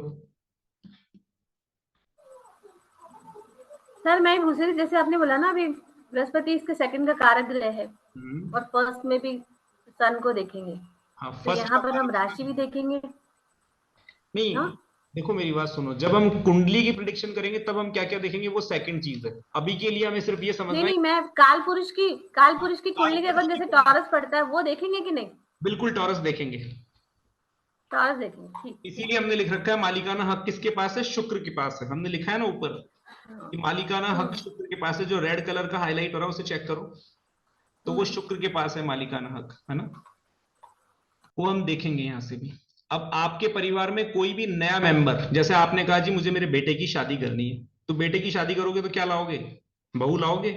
तो आपकी फैमिली में एक नया मेंबर आ रहा है, तो सेकंड हाउस एक्टिवेट हो रहा है, इट मीन सेकंड हाउस का एक्टिवेशन हुआ है फैमिली। और अगर मान लो शादी हो चुकी है, बच्चा हो रहा है, तब भी एक नया मेंबर आ रहा है, तो कुटुंब में बढ़ोतरी हो रही है, यानी परिवार बढ़ रहा है, ये भी सेकंड हाउस से ही हम देखेंगे। अगर किसी व्यक्ति का सेकंड हाउस एक्टिवेट ही नहीं हो रहा है मान लो, तो आप ये मान लो कि उसके घर में संतान नहीं होगी, क्योंकि इसका एक्टिव होना जरूरी है, परिवार में संख्या तो यही बढ़वाएगा। ठीक है, आपके परिवार में, इसके बाद में बात करते हैं, इसी भाव से हम किसी भी व्यक्ति की प्राइमरी एजुकेशन भी देखते हैं। जो प्राइमरी रूप से वो एजुकेशन लेता है वो हम यहीं से देखते हैं, उसके पास संचित धन होगा या नहीं होगा ये हमें यहीं से पता चल जाता है। उसके लिक्विड एसेट्स जैसे शेयर्स, बैंक बैलेंस, सोना चांदी, ऐसी कोई भी चीज जो आसानी से कैश में कन्वर्ट हो जाए वो भी हमें यहाँ से पता चल जाता है। यदि हम सेकंड हाउस देख लेते हैं व्यक्ति का, तो हमें पता चल जाता है ये व्यक्ति कितना पैसे वाला है और कितना फकीर है, ये हमें क्लियर हो जाता है सेकंड हाउस को देखने से। यदि आप सेकंड हाउस पे अच्छे से रीडिंग कर लेते हो, मान लो अपने पार्टनर की, या आपके साथ कोई व्यक्ति कह रहा है जी वो करोड़पति है, और आप उसकी बातों में हाँ में हाँ कर रहे हो, नहीं नहीं, सिर्फ पत्री में सेकंड हाउस चेक करो, आपको तुरंत क्लियर हो जाएगा ये कितना पानी में है और कितना हवा में है, कितना धरातल पे। ठीक है, व्यक्ति का चेहरा और उसकी आभा, चेहरे के ऊपर जो एक आभा दिखती है वो भी हम सेकंड हाउस से देखते हैं। इसी प्रकार दूसरे घर से व्यक्ति की अपने विचारों को रखने की क्षमता देखी जाती है। बहुत लोग होते हैं जो अपनी बात नहीं रख पाते हैं, आप उनसे पूछते ही रहोगे, बात रखने का जो हुनर आता है ना वो सेकंड हाउस से आता है। इसको आप ऐसे भी समझ लो, जिसके पास पैसा होता है उसकी तूती बोलती है, बोलती है कि नहीं बोलती है? तो उसकी तो सब सुन लेते हैं ना। और जिसके पास पैसा नहीं है वो फ्री का ज्ञान दे रहा हो तो लोग क्या कहेंगे, भाई रहने दे, तेरे ज्ञान से कोई रोटी थोड़ी चलेगी हमारी। तो कुल मिलाकर सेकंड हाउस में यहां से आप अपनी बात को रखने की क्षमता आती है ना, वो यहीं से आती है। कोई भी व्यक्ति अपनी बात रख पाता है या नहीं रख पाता है। दूसरे घर से हम क्या देखते हैं, व्यक्ति की ऑब्जर्वेशन स्किल्स। देखो यदि आपका सेकंड हाउस बहुत अच्छा होगा ना, तो आप यकीन मानना आप बहुत सीखोगे, क्योंकि ऑब्जर्वेशन करना आपको यहीं से आएगा। और ज्योतिष हो या वास्तु हो, ऑब्जर्वेशन इज द मेन की टू लर्न एनीथिंग। अगर दुनिया में कुछ भी सीखना है ना, तो आप ऑब्जर्व करो। जैसे व्यक्ति खुद आके आपको बताता है कि वो किस लग्न का है, आपको पूछने की जरूरत नहीं है। व्यक्ति के बैठने से, उसके बातचीत करने से ही आपको पता चल जाएगा कि इस व्यक्ति की राशि कौन सी होगी। अगर आप थोड़ी देर उससे बात कर लोगे ना, तो आपको कॉन्सेप्ट क्लियर हो जाएगा, अगर आप एक अच्छे एस्ट्रोलॉजर हो तो। ठीक है। फिर आपकी दाई आंख, जो आपकी दाई आंख है, आपने बहुत बार सुना होगा कि मेरी दाई आंख फड़क रही है। तो पुरुषों की दाई आंख, बात समझ में आ रही है यहाँ पर? क्योंकि काल पुरुष की है ना कुंडली, कुंडली किसकी है? काल पुरुष की। तो पुरुषों की दाई आंख का फड़कना शुभ है कि अशुभ है? कोई अनम्यूट करे।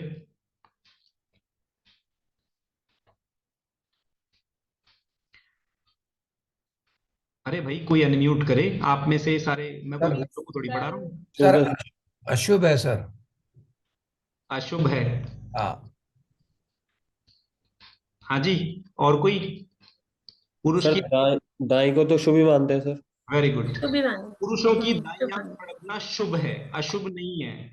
देखो क्यों शुभ है, क्योंकि काल पुरुष की कुंडली है और पुरुष की दाई आंख है, और दाई आंख फड़कने का मतलब है शुभ है। शुभ का मतलब क्या है कि सेकंड हाउस धन का घर है, यानी व्यक्ति को भविष्य में, निकट भविष्य में कोई शुभ समाचार मिलने वाला है। और मैं ये मानता हूं किसी भी व्यक्ति के पास में यदि पैसे आ जाए ना, तो ये मान के चलो सबसे ज्यादा शुभ काम वही हो जाता है। वो तो ये मानता है जी पैसे आ गए तो बस अब इससे ज्यादा शुभ कुछ नहीं चाहिए, पैसे आ जाने चाहिए।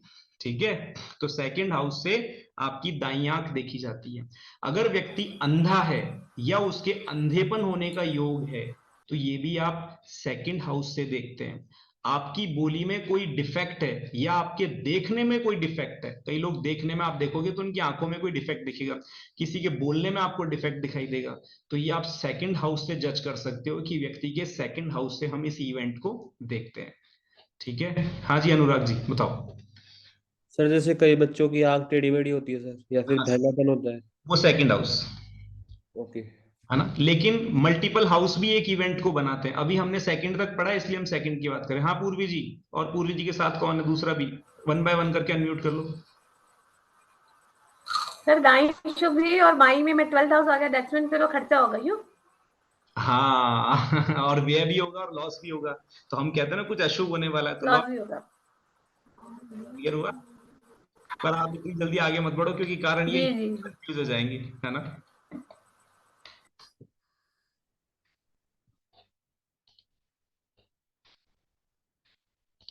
चलिए आगे बढ़ते हैं। दूसरे व्यक्ति से किसी भी व्यक्ति का बैंक में अकाउंट खुलना, यानी आपका बैंक में अकाउंट खुलेगा भी या नहीं खुलेगा, या पूरी उम्र बिना बैंक अकाउंट के ही रहने वाले हो, ये आपको दूसरे घर से पता चल जाएगा। अब जिस व्यक्ति का दूसरा घर बहुत ही स्ट्रांग है, उसके तो एक ही गाना चलेगा, हर बैंक के सारे लॉकरों में पैसे मेरे होंगे, और पैसा क्या लॉकर क्या बैंक भी मेरे ही होंगे। क्योंकि सेकंड हाउस बहुत पावरफुल है, पैसा तो यहीं से आने वाला है। ठीक है। व्यक्ति का ज्वेलरी बाइंग, ठीक है, कितनी ज्वेलरी वो बाय कर पाता है, उसकी वेल्थ देखी जाती है ओवरऑल। समृद्धि, समृद्धि शब्द सुना है आपने, सुख समृद्धि, तो समृद्धि शब्द जो होता है वो हम यहीं से देखते हैं व्यक्ति कि व्यक्ति कितना समृद्ध रहेगा अपनी लाइफ में। दूसरे घर से हम किसी भी व्यक्ति की सेकंड मैरिज को भी देख लेते हैं कि उसकी लाइफ में सेकंड मैरिज, ये एक प्राइमरी फैक्टर है। देखो दूसरे घर से भी देखेंगे, लेकिन इसके लिए दूसरा और भी घर होगा। लेकिन एक परिवार में फिर से एक सदस्य बढ़ेगा, तो मैंने आपको क्या कहा था, जैसे ही परिवार में बढ़ोतरी होगी इट मींस मेंबर बढ़ रहा है, तो सेकंड हाउस का एक्टिवेशन होना जरूरी है। उसके कानूनी मुकदमे, जितने भी लिटिगेशन है वो भी आप यहां से देखेंगे। उसके पास रखे हीरे, अगर हीरे रखे हैं तो हीरे, माणक रखे हैं तो माणक, मोती रखे हैं तो मोती, और नाखून, जीभ, दांत, गाल और ठुड्डी, ये सब हम सेकंड हाउस से ही देखते हैं। ठीक है। उसके बाद दूसरे घर से व्यक्ति का खान पान देखा जाता है, यानी कैसा खाना पसंद करेगा, कई लोग होते हैं जिन्हें बहुत तीखा पसंद होता है, कई होते हैं जिन्हें नॉर्मल पसंद होता है, कई होते हैं जो मिर्ची खाते हैं बस आ करने लग जाते हैं। तो कैसा खाना उसे पसंद आएगा, बंगाली भोज पसंद आएगा या सामान्य भोज पसंद आएगा, ये भी यहीं से देखा जाएगा। कई लोग क्या करते हैं, भिंडी की सब्जी को झोल की बना लेते हैं और उसमें चावल मिला के खा लेते हैं। आप तो नहीं करते ऐसा कोई, या करते हो? अरे कोई करता है क्या? ये बंगाली लोग कर लेते हैं, आशा तो करती होगी। Actually sir thank you. हाँ मुझे पता था। चलो, कोई व्यक्ति अच्छा गाता है, जैसे आपने कहा जी आपकी आवाज बहुत अच्छी है, आप बड़ा अच्छा गाते हो, तो आवाज की जब भी आपको एप्रिसिएशन आती है ना, it means because of second house. ठीक है, किसी ने अपनी आवाज खो दी, मान लो किसी व्यक्ति ने अपनी आवाज ही खो दी, उसकी आवाज चली गई, वॉइस चली गई, वो गूंगा हो गया, ठीक है, वो भी सेकंड हाउस ही है कारण। किसी भी जातक का पारिवारिक स्टेटस यानी फैमिली का स्टेटस कितना है, जैसे आपने लड़की देनी है किसी को, शादी करने जा रहे हो, तो सेकंड हाउस के कारण ही शादियां होती है। स्टेटस देखा जाता है सामने वाले परिवार का, अरेंज मैरिज में, लव मैरिज में तो ये सब चीजें देखी नहीं जाती। अरेंज मैरिज में तो स्टेटस ही देखा जाता है कि सामने वाला परिवार का स्टेटस कैसा है। फिर घर में पाले जाने वाले पालतू जानवर, कई लोग कुत्ता पाल के खुश है, तो कोई तोता पाल के खुश है, कोई गाय पाल के खुश है। तो आपके जो पालतू जानवर है वो देखे जाते हैं। और दुबई में शेर पाल के खुश है, वो शेख वगैरह लोग हैं। ठीक है, इसी प्रकार से व्यक्ति की पैतृक संपत्ति और कर्ज, संपत्ति मिलने वाली है यानी एसेट्स मिल रही है या लाइबिलिटीज, जमीन जायदाद शांति से मिलेगी या विवाद होगा। आपका सेकंड हाउस बता देगा आपको कि पेरेंटल प्रॉपर्टी आपको शांति से आ रही है या विवादों से आ रही है। कोई व्यक्ति सच बोलता है या झूठ बोलता है, ये हमें आपको सेकंड हाउस देखने से पता चल जाएगा। किस टाइप के कपड़े और परफ्यूम व्यक्ति को पसंद है, आप सेकंड हाउस से ये आराम से बता सकते हो कि आपको जी ये परफ्यूम पसंद है, इस टाइप के कपड़े आपको पसंद है। सेकंड हाउस अगर आपने अच्छे से रीड कर लिया तो सामने वाले को बता दोगे और सामने वाला आपका कायल हो जाएगा, जी आपने तो मेरा परफ्यूम भी बता दिया, बड़ी अच्छी पत्री देखते हो आप। बात समझ रहे हो? दूसरा घर आपकी गुडविल को भी दर्शाता है, मार्केट में आपकी गुडविल कितनी है, वही स्टेटस वाली बात है। वचन के पक्के हो या पलटू राम हो, जैसे आपने कह दिया मंडे को पेमेंट ले लेना, मतलब मंडे को पेमेंट दे, लेन देन होगा ही होगा, तो इसका मतलब यहां से आपकी गुडविल देखी जाएगी। व्यक्ति को आपके पेमेंट की जरूरत नहीं है, व्यक्ति को आपके शब्दों की जरूरत है। अगर शब्द पे आप कायम हो मींस आपका सेकंड हाउस बहुत अच्छा है, पलटू राम हो मतलब आपका सेकंड हाउस खराब है। इस घर का संबंध उस धन से भी है जो आपने अपनी इज्जत से कमाया है, यानी आपके नाम से जो आपने पैसा कमाया है वो यहीं से देखा जाएगा। देखो पहले घर से हमने कौन सा धन देखा था, जो आपने एफर्ट लगाए। अब एफर्ट तो मजदूर भी लगा रहा है, उसको इज्जत से तो पैसा नहीं मिल रहा, नाम से पैसा आ रहा है क्या, लेकिन यहां नाम से ही पैसा आ जाता है। ठीक है, फिर उसके बाद में आपकी बाजार में साख कितनी है। आज आपने बाजार में कह दिया मुझे ₹1,00,000 की जरूरत है, और लाख देने वाले लोग बैठे रहे, यार तू ये ले लाख, ब्याज भी मत दियो, रख ले इनको यार, मुझे नहीं, मुझे पता है तू कैसा आदमी है, तू मेरे को सिर्फ टेस्ट कर रहा है। और एक आप, कई लोग ऐसे होते हैं जिन लाख मांग लिए, अरे लाख देखे भी तूने लाख कैसे होते हैं तो ये सेकंड हाउस ही बताता है आपको। ठीक है, आपको जीवन में किस हद का सम्मान मिलेगा, मतलब ये सोशल स्टेटस वाला सम्मान कितना मिलने वाला है। आपको मिलने वाला घर छोटा होगा या आपका घर बड़ा होगा, आपके जीवन में ऐशो आराम कितने होंगे, आप नेक दिल के इंसान होंगे या आपको किसी का बुरा करने में बिल्कुल भी संकोच नहीं होगा। कई लोग ऐसे होते हैं जो किसी का बुरा करने में बिल्कुल भी चिंता नहीं करते। मानसिक रूप से आप किससे प्यार करते हैं, मानसिक रूप से, ठीक है, वो यहां से हम देख सकते हैं। आपके मन की सर्वाधिक प्रसन्नता, यानी आपका मन किस बात में सबसे ज्यादा लगता है। कई लोग होते हैं ना कि वो कहते हैं भाई मैं तो ये समझ ले कपिल शर्मा शो चला लिया ना तो बस तू घंटों भूल जा। फिर कई लोग कुछ और बताएंगे, सबके अपने अपने शौक हैं। तो आपको सबसे ज्यादा खुशी किस काम में मिलती है, वो मन की सर्वाधिक प्रसन्नता आपकी सेकंड हाउस से देखी जा सकती है। आप अपना काम निकलवाने में कितने शातिर हो, आपको काम निकलवाना आता है या नहीं आता, ये आप सेकंड हाउस से देख सकते हो। दूसरा घर शुक्र का है, क्योंकि यहाँ पे कालपुरुष कुंडली में कौन सी राशि आएगी, वृष राशि, और शुक्र घर की कच्ची जमीन अर्थात मिट्टी भी है, खेती वाली जमीन भी है। ऐसे में व्यक्ति के घर में खुला होगा या नहीं होगा। यदि खुला है, लॉन है, अच्छा खासा गार्डन सा है, सब कुछ है, तो मतलब सेकंड हाउस अच्छा। देखो अपन कहते हैं ना कि यार इन्होंने घर अच्छा बना रखा है, इनके तो घर में गार्डन भी इतना बड़ा है, ये भी है। और कई लोग कहते हैं जी हम तो उसमें अपार्टमेंट में रहते हैं, हमारा तो 2 BHK ही है। तो अब आपको यहां से कंसीडर करना है, बंगलों में कौन होगा और 2 BHK में कौन होगा, यही बताएगा आपको। किस कॉलोनी के किस जगह पे आप रह रहे हो, यही बता रहा है आपको। ठीक है, खेती वाली जमीन भी है। उसके बाद ऐसे व्यक्ति का घर खुला हुआ होगा या नहीं होगा। इसी प्रकार दूसरे घर का संबंध उन सभी उड़ने वाली गैसों से भी है। ठीक है, जैसे पेट्रोल, डीजल, ये उड़ने वाली गैसें हैं, सब इनका संबंध भी है। यही सेकंड हाउस से देखी जाती है ये सब चीजें भी। ठीक है, पेट्रोल डीजल का हम मुंडेन एस्ट्रोलॉजी में ज्यादा रोल है, यहाँ नहीं है, लेकिन सेकंड हाउस का एट्रीब्यूट है, इसलिए मैंने यहाँ पे इसको मेंशन किया है। दूसरे घर से हम व्यक्ति को मिलने वाले दहेज को भी देखते हैं। व्यक्ति कितना मालताल मिलेगा इसको, मालताल मिल भी रहा है नहीं मिल रहा, वो बेमतलब ही खुश हो रहा हो कि आज मैं तो करोड़पति की लड़की से शादी करूंगा। करोड़पति की लड़की से तो करेगा, लेकिन तेरी कुंडली में भी तो ठीक है ना। तो यहाँ पर ये चीज देखी जाएगी, क्योंकि उसका आना भी आपकी संपत्ति का बढ़ना ही है। दहेज आएगा तो आपकी संपत्ति तो बढ़ रही है। दूसरे घर का कारक क्या है, बृहस्पति। ऐसे में आध्यात्मिक ज्ञान रूपी धन आपके पास कितना है, यानी आप स्पिरिचुअल रूप से कितने रूप से ज्ञानी हो, वो भी यहीं से देखते हैं। ये वो घर है जहां के कर्म हमारे अगले जन्म का निर्धारण करते हैं। यानी ये जो आपने धन कमाया, किन कर्मों से कमाया, ठीक है, अगर यहाँ का सब कुछ अच्छा है तो आपका आने वाला जो जन्म हो रहा है वो भी अच्छा ही है। और ये खराब है तो अगला जन्म आप खराब कर रहे हो, क्योंकि इसी जन्म में देखो भाषा यहीं से देख रहे हो। भाषा से आप किसी के दिल में, हृदय में जगह बना लोगे, आपके कर्म अच्छे रहेंगे, आपका धन सही जगह लगेगा, तो इट मीन्स आपकी अगली लाइफ जो हो रही है वो अच्छी हो रही है। बात समझ में आ रही है। तो नेक्स्ट बर्थ जो होने वाला है ना आपका, वो यहीं से डिसाइड हो रहा है। ठीक है, इस घर से हम उन तमाम पौधों को देखते हैं जिनकी टहनी काटकर हम उन्हें घर में लगाते हैं। जैसे आप लोगों ने अक्सर सुना मनी प्लांट लगाने से पैसे आते हैं, ये तो सुना ही है ना केवल, लेकिन ये कारण क्या है कि मनी प्लांट हम सेकंड हाउस से देखते हैं, और सेकंड हाउस धन का है, इसलिए मनी प्लांट को पैसे से कनेक्ट किया है। कारण आपको आज पता लगा है। मनी प्लांट तो आप अब तक लगा ही रहे थे, लेकिन कारण ये समझ लो कि सेकंड हाउस को एक्टिवेट करता है व्यक्ति मनी प्लांट लगा करके, कोशिश करता है कि सेकंड हाउस उसका एक्टिवेट हो। बट सवाल यह है कि हमें जब तक वास्तु का ज्ञान नहीं हो ना, आप मनी प्लांट क्या पूरे घर में मनी प्लांट की छाप नहीं लगवा दो, 1 रुपया भी नहीं आने वाला। ठीक है, क्योंकि मनी प्लांट भी वहीं जाके काम करेगा जहां से सेकंड हाउस का एक्टिवेशन होना तय है। इसी कारण से लोगों में ये बात प्रचलित है कि मनी प्लांट लगाने से घर में पैसा आता है, क्योंकि इसको सही दिशा में वास्तु के अनुसार लगाना आपके धन को निश्चित ही बढ़ाता है। यहाँ केवल मनी प्लांट ही नहीं, हम उन सब पेड़ पौधों की बात कर रहे हैं जिनकी शाख को काट कर लगाया जाता है। दूसरा घर मंदिर भी है। ऐसे में भगवान शिव के प्रतिदिन कच्चा दूध चढ़ाना वहां चंद्र को स्थापित करता है, और व्यक्ति का ये घर एक्टिवेट होता है और उसको धन बढ़ने लग जाता है। आप लोगों ने अक्सर लोगों को देखा होगा जो शिव जी के मंदिर जाते हैं, चांदी के गिलास में कच्चा दूध मतलब दूध लेकर जाते हैं और शिव जी के चढ़ाते हैं। ये कच्चा दूध चांदी के गिलास में चढ़ाना उनका एक तरह से सेकंड हाउस का एक्टिवेशन है, जो डे बाई डे उनकी लाइफ में क्या कर रहा होता है, धन को बढ़ाने का काम कर रहा होता है। ये कर्म है जो वो कर रहे होते हैं, अनजाने में ही सही, लेकिन उनकी चीजें अच्छी हो रही होती है।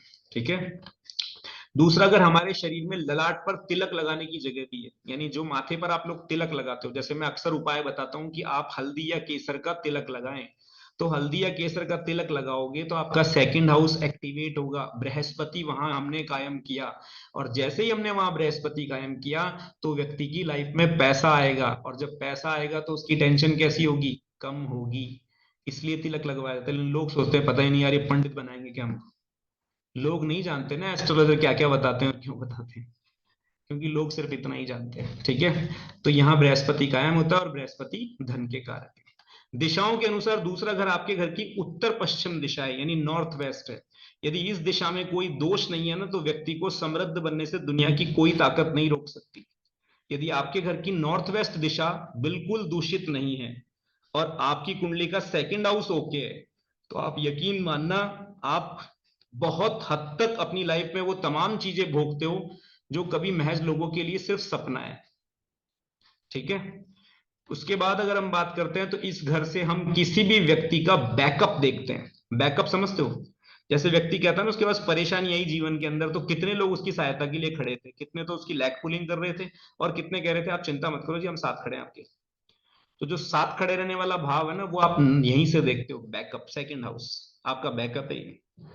दूसरे घर से हम किसी भी व्यक्ति की सेविंग और इन्वेस्टमेंट से मिलने वाली रिटर्न कैसी होगी, आपकी सेविंग्स कैसी है, और आपको जो इन्वेस्टमेंट आपने SIP में किया, शेयर्स में किया, अन्य किसी चीज में किया, तो उसकी रिटर्न कैसी मिलने वाली है वो सेकंड हाउस तय करेगा। अगर आपका सेकंड हाउस खराब है ना, तो जिस कंपनी के शेयर आप खरीदोगे ना, वो डूबना तय है। आपके लिए तो वो कुछ समय ही डूबे, लेकिन डूबेंगे, क्योंकि आपको पैसे देने आए ही नहीं वो। ठीक है। इसके बाद व्यक्ति की अमीरी और गरीबी सेकंड हाउस तय करेगा।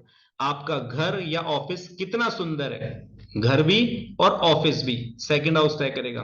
किसी व्यक्ति को मिलने वाला हैरेसमेंट, किसी भी व्यक्ति को मिलने वाला हैरेसमेंट जो होता है, टॉर्चर होता है, लैग पुलिंग होती है, ब्लैकमेल किया जा रहा है, ये सब हम सेकंड हाउस से देखते हैं। कोई भी व्यक्ति जीवन में किन चीजों का संग्रह करेगा, मतलब किस टाइप की चीजें रखने का शौकीन होगा। कई लोग कबाड़ रखने के बड़े शौकीन होते हैं, आप उनके घर जाके चेक कर लो, कबाड़ रखा ही रहेगा। आप, कई बच्चे उनके कहते रहते पापा इनको हटा दे, नहीं बेटा रख दे, कभी काम में आएंगे, नहीं बेटा रख दे, काम में आएंगे। ऐसे कर करके घर को पूरा कबाड़ खाना बना रखा होता है। कई लोग एंटीक चीजें रखते हैं, कई लोग बाहर जाएंगे, विदेश जाएंगे तो कई तरह तरह की चीजें रखते हैं। हर आदमी का अपना एक तरीका है। ठीक है। कुछ लोगों को पुराने नोट इकट्ठे रखने की आदत है, तो कुछ सिक्के रखते हैं। सबको अपने अपने शौक हैं, तो वो हम यहीं से देखते हैं। आपकी लाइफ में कोई बचपन में आपके साथ हैरेसमेंट हुआ हो, आपको किसी ने टॉर्चर किया हो, आपको बहुत बार लेग पुलिंग की गई है, या फिर आपको कोई ब्लैकमेल कर रहा है, ये सब सेकंड हाउस बताएगा आपका। ठीक है। कोई भी व्यक्ति जीवन में किन चीजों का संग्रह करेगा, ये हम देख चुके हैं। कान और दांत की तकलीफ, आपके कान में कोई प्रॉब्लम है या दांत में कोई तकलीफ है, ये आप सेकंड हाउस से देखोगे। लॉटरी, जुआ, सट्टा और बैटिंग में आपको लाभ होने वाला है या लॉस, सेकंड हाउस तय करेगा ये आपका। अगर सेकंड हाउस में प्रॉब्लम आ गई, तो पक्का मानना आपकी ये सब चीजों में प्रॉब्लम आएगी आएगी। आपके जीवन का कॉम्प्रोमाइज और एडजस्टमेंट, आपने कितने तो कॉम्प्रोमाइजेस किए हैं और कितने एडजस्टमेंट अपनी लाइफ में किए हैं, सब सेकंड हाउस बताता है हमें। ठीक है। हमें यहीं से ही पता लगता है कि हमने कितने कॉम्प्रोमाइजेस किए हैं और कितने एडजस्टमेंट किए। तो यहां तक हमने दो हाउसेस के एट्रीब्यूट पढ़ लिए, एंड आई होप कि आपने इनमें काफी कुछ सीखा होगा। ठीक है। तो अगर आपका कोई इससे रिलेटेड क्वेश्चन है तो प्लीज आस्क। नींदें तो आपकी मुझे अभी उड़ी उड़ी लग रही है, पता नहीं सर इतना पढ़ना पड़ता है, इतना देखना पड़ता है। देखे जाओ, अभी तो आप ज्योतिष में आए हो। हाँ जी अनिकेत जी, अनम्यूट कीजिए। सर इतनी सारी चीजें एक साथ याद कैसे कर पाएंगे? याद नहीं करनी होती है, देखो कुछ याद नहीं करना होता है एक्चुअल में। आपको क्या होता है, ये सब चीजें पढ़ने से आएंगी। और दूसरी बात, आपको ये देखना है कि सामने वाला क्वेश्चन क्या करने आया। क्या सामने वाला एक साथ आपसे सारे क्वेश्चन कर सकता है? हम्म, नहीं कर सकता। इनिशियल स्टेज पर आपको जब चार्ट मिलेंगे, तो आपको प्रैक्टिस करनी है, अपनी फैमिली के चार्ट्स ही देख लो, उन्हीं पे प्रैक्टिस कर लो। ठीक है। डे बाय डे आपको अपने आप पता लग जाएगा। आज मेरे पास बहुत लोग आते हैं ऑफिस के अंदर, मुझसे पूछते हैं, तो क्या सारे क्वेश्चन एक साथ थोड़ी पूछते हैं? सारे नहीं पूछे होते, और सारे पूछ भी नहीं सकता कोई, उसके माइंड में ही नहीं आएगा। और चीजें आपको क्लियर होगी, मैं बताऊंगा। एक व्यक्ति, जब हम ज्योतिष में बहुत आगे बढ़ेंगे, तो ज्योतिष में एक पद्धति केपीबी होती है, कृष्णमूर्ति पद्धति। ठीक है ना। इस कृष्णमूर्ति पद्धति में यदि व्यक्ति बहुत नक्षत्रों की बारीकी से स्टडी कर लेता है ना, तो सामने वाला क्वेश्चन क्या क्या पूछेगा ना, वो भी आपको पता होता है। आप यकीन सर मानना, उसके दायरे से बाहर वो क्वेश्चन ही नहीं पूछ सकता। आप कितनी भी जोर लगा ले, वो घर से कुछ भी सेट करके आए, लेकिन वो वही पूछेगा। तो ये सब चीजें होती है, ऐसा नहीं नहीं होता है। और इवन उसका प्राइमरी फोकस जो होगा ना, वो केवल एक ही चीज पे होगा, और उन्हीं एक चीज के वो 10 क्वेश्चन करेगा आपको। जैसे मान लो बीवी से परेशान है, ठीक है, तो वो आपसे ये कह देगा जी मेरा गृहस्थ जीवन अच्छा नहीं है, ससुराल वालों से भी नहीं बनती है। तो अब ये दोनों चीजें पैरेलल ही है। अगर आप इन्हें देखोगे तो भाई बीवी से बनेगी तो ससुराल वालों से भी बनी जाएगी। तालमेल दोनों के बीच में तो बीवी है। अब बीवी ससुराल वालों को अपडेट करे, ये आदमी मुझे रोजाना गालियां देता है, तो ससुराल वालों से क्या खाक बनेगी आपकी? बात समझ में आ रही है क्या मेरी? Yes sir. तो ऐसे एक साथ सर सारी जैसे इवेंट कोई नहीं पूछता आपसे, है ना। और आपको डे बाय डे इनको, इसमें पढ़ना कुछ क्या है, देखो आपको हाउसेस के एट्रीब्यूट हमेशा याद करने ही पड़ेंगे। आप धीरे धीरे पढ़ते जाओ, तभी तो मैंने दो ही पढ़े हैं। आप इन्हें धीरे धीरे पढ़ते जाओ, आपको समय के साथ साथ सब याद हो जाएंगे। सर जैसे फर्स्ट हाउस में सूर्य बैठा है, हम्म। ठीक है। तो आपने बोला था, आप पढ़ाया जैसे आपने कि बोले हम्म। अगर उसका पूर्व मुखी मकान हो तो उसको बहुत फायदे होते हैं। हम्म। अब सर जो पश्चिम मुखी मकान में हो तो सर उसको फायदा नहीं होगा उतना नहीं जितना होगा, उसको पूर्व मुखी मकान नहीं था। होगा। उसका कारण ये है, वो पश्चिम में पहुंचा ही इसलिए कि उसका कुंडली का जो फर्स्ट हाउस है ना, वो सफरर है, वो रिस्पॉन्स दे ही नहीं रहा उसे। आपको बात समझ में आ रही है मेरी? तो सर अगर जैसे वो घर फर्स्ट को हाउस सिर्फ उसका वास्तु कराएं अच्छा तो होता ना, मेरी बात सुनो, जिस व्यक्ति की कुंडली में फर्स्ट हाउस अच्छा होगा, मान लो एक बार के लिए, और वो ईस्ट फेसिंग की बिल्डिंग में होगा, तो निश्चित रूप से वो फलेगा ही फलेगा, और उसका फर्स्ट हाउस अच्छा है। लेकिन यदि वो फर्स्ट हाउस अच्छा नहीं है, तो व्यक्ति की डायरेक्शन कोई भी हो सकती है, उससे कोई फर्क नहीं पड़ेगा, लेकिन यह है कि उतने अच्छे रिजल्ट नहीं आएंगे। और कोई डाउट?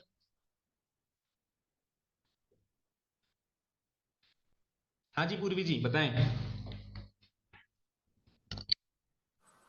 सर फर्स्ट हाउस से घर भी देखेंगे, जैसे अभी आपने बताया फर्स्ट हाउस से उसका घर भी फर्स्ट अच्छा हाउस होगा, से घर की सेकंड चार हाउस से भी दीवारी, फर्स्ट हाउस से घर की चार दीवारी, अंदर से घर कैसा दिखता है ये देख लेंगे। और सेकंड हाउस से ड्राइंग रूम। और फोर्थ हाउस से ऑल ओवर, मतलब एक घर देखने के लिए फोर्थ हाउस तीन तक तीन कौन हाउस पहुंचा हमें मैडम? फोर्थ हाउस पे कौन पहुंचा? अभी नहीं, आप मैं बता रही हूँ एक अपने। नहीं, फोर्थ हाउस तक हम गए ही नहीं। वैसे मैंने आपको बता देता हूँ, मल्टीपल हाउस से हम चीजें देख सकते हैं। आप एक चीज ये डिसाइड रखो ही मत दिमाग में कि फर्स्ट हाउस से ये चीज देखी जाती है। अभी अपन वहां पहुंचे नहीं, हम ग्रुपिंग भी करेंगे हाउसेस की, कि किसी भी इवेंट को देखने के लिए कौन कौन से हाउस को मर्ज कर लेते हैं। जैसे मैंने आपको फर्स्ट हाउस पढ़ाया तो उसमें बताया था कि आध्यात्मिक आदमी कितना होगा, ये हम फर्स्ट हाउस से देखते हैं, यही बताया। लेकिन आप नाइन्थ हाउस से देखते हो एक्चुअल में आध्यात्मिक कितना है। लेकिन हम 9th हाउस तक तो पहुंचे ही नहीं ना अभी, तो हमारे 12 कंप्लीट होने दो पहले। नहीं, हाँ नहीं, वही मैं कह रही हूँ सर, अभी जुआ सट्टा आपने सेकंड से भी देखा, फिफ्थ पे भी, यानी एक चीज हमको तीन तीन चार चार घरों से मैच करनी है। यस, ग्रुपिंग ऑफ हाउस हमेशा ही होगी किसी भी ज्योतिष पद्धति में। अगर आप ग्रुप ऑफ हाउस नहीं कर पा रहे हो, तो इट मींस आप एक हाउस से एक इवेंट नहीं देख पाओगे, आपको ग्रुप करना ही पड़ेगा। तीन तो चार भी हाउस आएगा। मिलकर के इवेंट को अंजाम देंगे, और तीन चार प्लेनेट मिलकर इवेंट को अंजाम देंगे। ठीक ठीक। हाँ जी, बाकी के लोग सब लोग इंटेलिजेंट है क्या? फिर मैं पूछ लूं? हाँ अभिनव।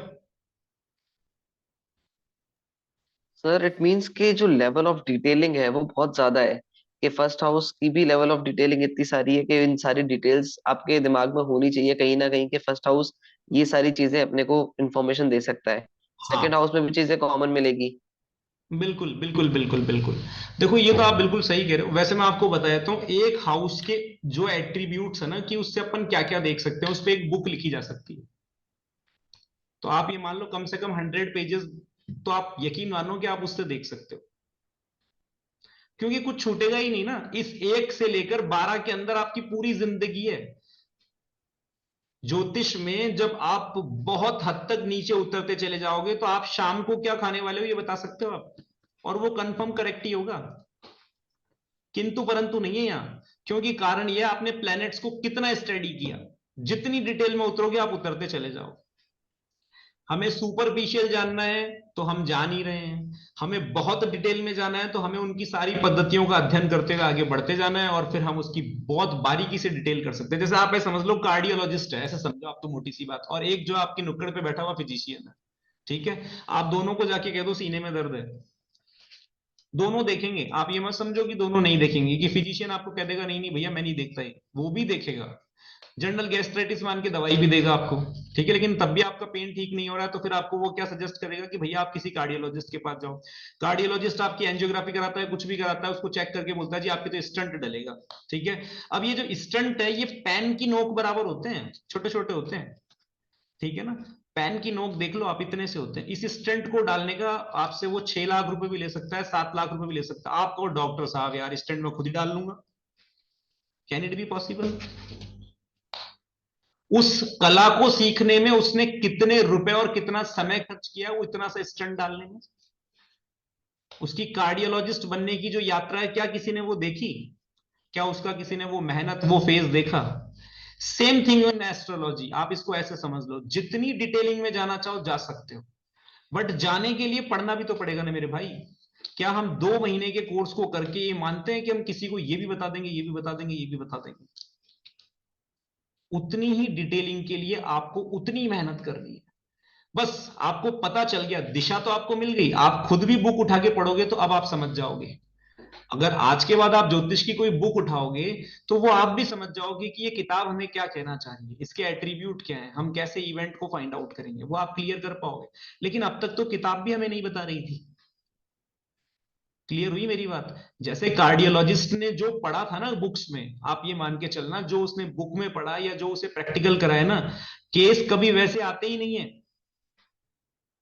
ये जीवन का सबसे बड़ा फलसफा है, जो आपको सिखाया जाता है ना वो कभी नहीं आता। वो आता ही नहीं है। आपको वहीं जाकर के सारे एक्सपेरिमेंट करने होते हैं, सारा एक्सपीरियंस आपका वहीं पता चलता है कि आपने जीवन में खुद का ब्रेन लगाना सीखा या नहीं सीखा। जिसे कहते हैं ना नकल और अकल, इसको आप ऐसे समझो, अकल और नकल, दैट इज बृहस्पति एंड बुध, जो शुरुआत से चल रही है इस क्लास में। बृहस्पति जो है वो अकल है, बुध जो है वो नकल है। बुध वाला हर वो काम कर सकता है जो बृहस्पति करता है, क्योंकि वो उसकी हूबहू नकल कर सकता है, हूबहू। बट सवाल ये, बृहस्पति के दिमाग में तो थॉट्स कंटिन्यूअसली आ जाते हैं, मर्क्यूरी ने तो कॉपी की थी, तो कॉपी तो जो दिख रही है उसी की कर सकते हो ना आप। बात समझ में आ रही है? कॉपी तो आप जो दिख रहा है आपको उसी की तो करोगे, जो दिख ही नहीं रहा उसकी कॉपी कैसे करोगे? भाई डेटा भी तो चाहिए ना कॉपी करने के लिए। पहले तो ये बताओ, मेरी बात कुछ ऐसा तो नहीं हो रही जो ऊपर से ही निकल रही हो, कुछ मैं ज्यादा ही एक्सट्रीम लेवल पे चला गया हो कि सर पता ही नहीं आप कैसी बातें कर रहे हो आज, ऐकी बैकी सी, ऐसा तो नहीं नहीं सर, समझ आ रही है। नहीं सर, पर तुम लोगों के चेहरे देख के मुझे ऐसा लग रहा है कुछ ज्यादा हो गया सर, 2 हाउस ज्यादा ही पढ़ा दिया आपने, कुछ ऐसा तो नहीं है? या ज्यादा इवेंट देख लिया अपन ने, शॉर्ट करूं इसे? नहीं नहीं सर, ठीक है। सर वो जो आपने इतनी मेरे सारी पास 2 ची- कंटेंट है जिसमें 4-4 लाइन के भी हैं, अपन चाहे तो उससे भी कर सकते हैं। मैंने नहीं नहीं नहीं नहीं सर। ये सही है सर, चलने दो सर। नहीं सर, डाइजेस्ट करने में थोड़ा सा समय लगेगा, इतने सारे ज्ञान को एक साथ। तो मैंने क्या कहा था, आज की क्लास जो है यहीं से ही नींद उड़ेगी, क्योंकि अब पता लग रहा है ना एस्ट्रोलॉजी करते कैसे हैं। अब सवाल ये उड़ गई करते सर। कैसे हैं? अब ये है कि सवाल मैं ये कहना चाह रहा हूं कि कोई भी इवेंट आप कैसे ढूंढोगे। एक बार इस कोर्स को पूरा होने दो, आप ही से ढूंढवाऊंगा और आप ढूंढ के बताओगे मेरे इसी जूम बैच में। निश्चिंत रहो, वो मैं करवाऊंगा आपसे। आपकी मर्जी पड़े जो पत्री उठा लेना, जो मर्जी पड़े, आपका खुद की पसंद से उठा लेना, जिसे आप सबसे अच्छे से जानते हो ना उसकी उठाना। प्रिडिक्शन अपन स्क्रीन पे ही करेंगे। क्यों? क्योंकि उससे आपको ये पता चलेगा कि हकीकत में ये काम करती भी है नहीं। मान लो मैंने कोई डेटा खोल दिया तो आप कह दोगे ये तो सर के कोई जानकार होंगे, सर हाँ हाँ हाँ कर रहे। हाँ हाँ से नहीं, आप हाँ करने चाहिए। मेरे हाँ करने से क्या होगा? मैं तो किसी से कह दूंगा जी आपके करोड़पति बनने का योग है, व्यक्ति कह रहा है खाने के दाने नहीं है, तो करोड़पति की बातें कर रहा है। मेरे कहने से नहीं, आपके हाँ करने से काम चलेगा। ठीक है जी? हाँ जी अनुराग जी, क्या पूछ रहे हो आप, बोलो।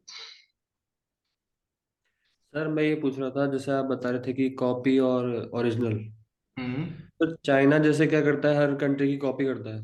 हम्म तो चाइना का जो मतलब जियोलॉजिकल जो पोजीशन है वो इस तरीके से है कि वहां पर लोग हर तरीके की कॉपी करते हैं। 100%।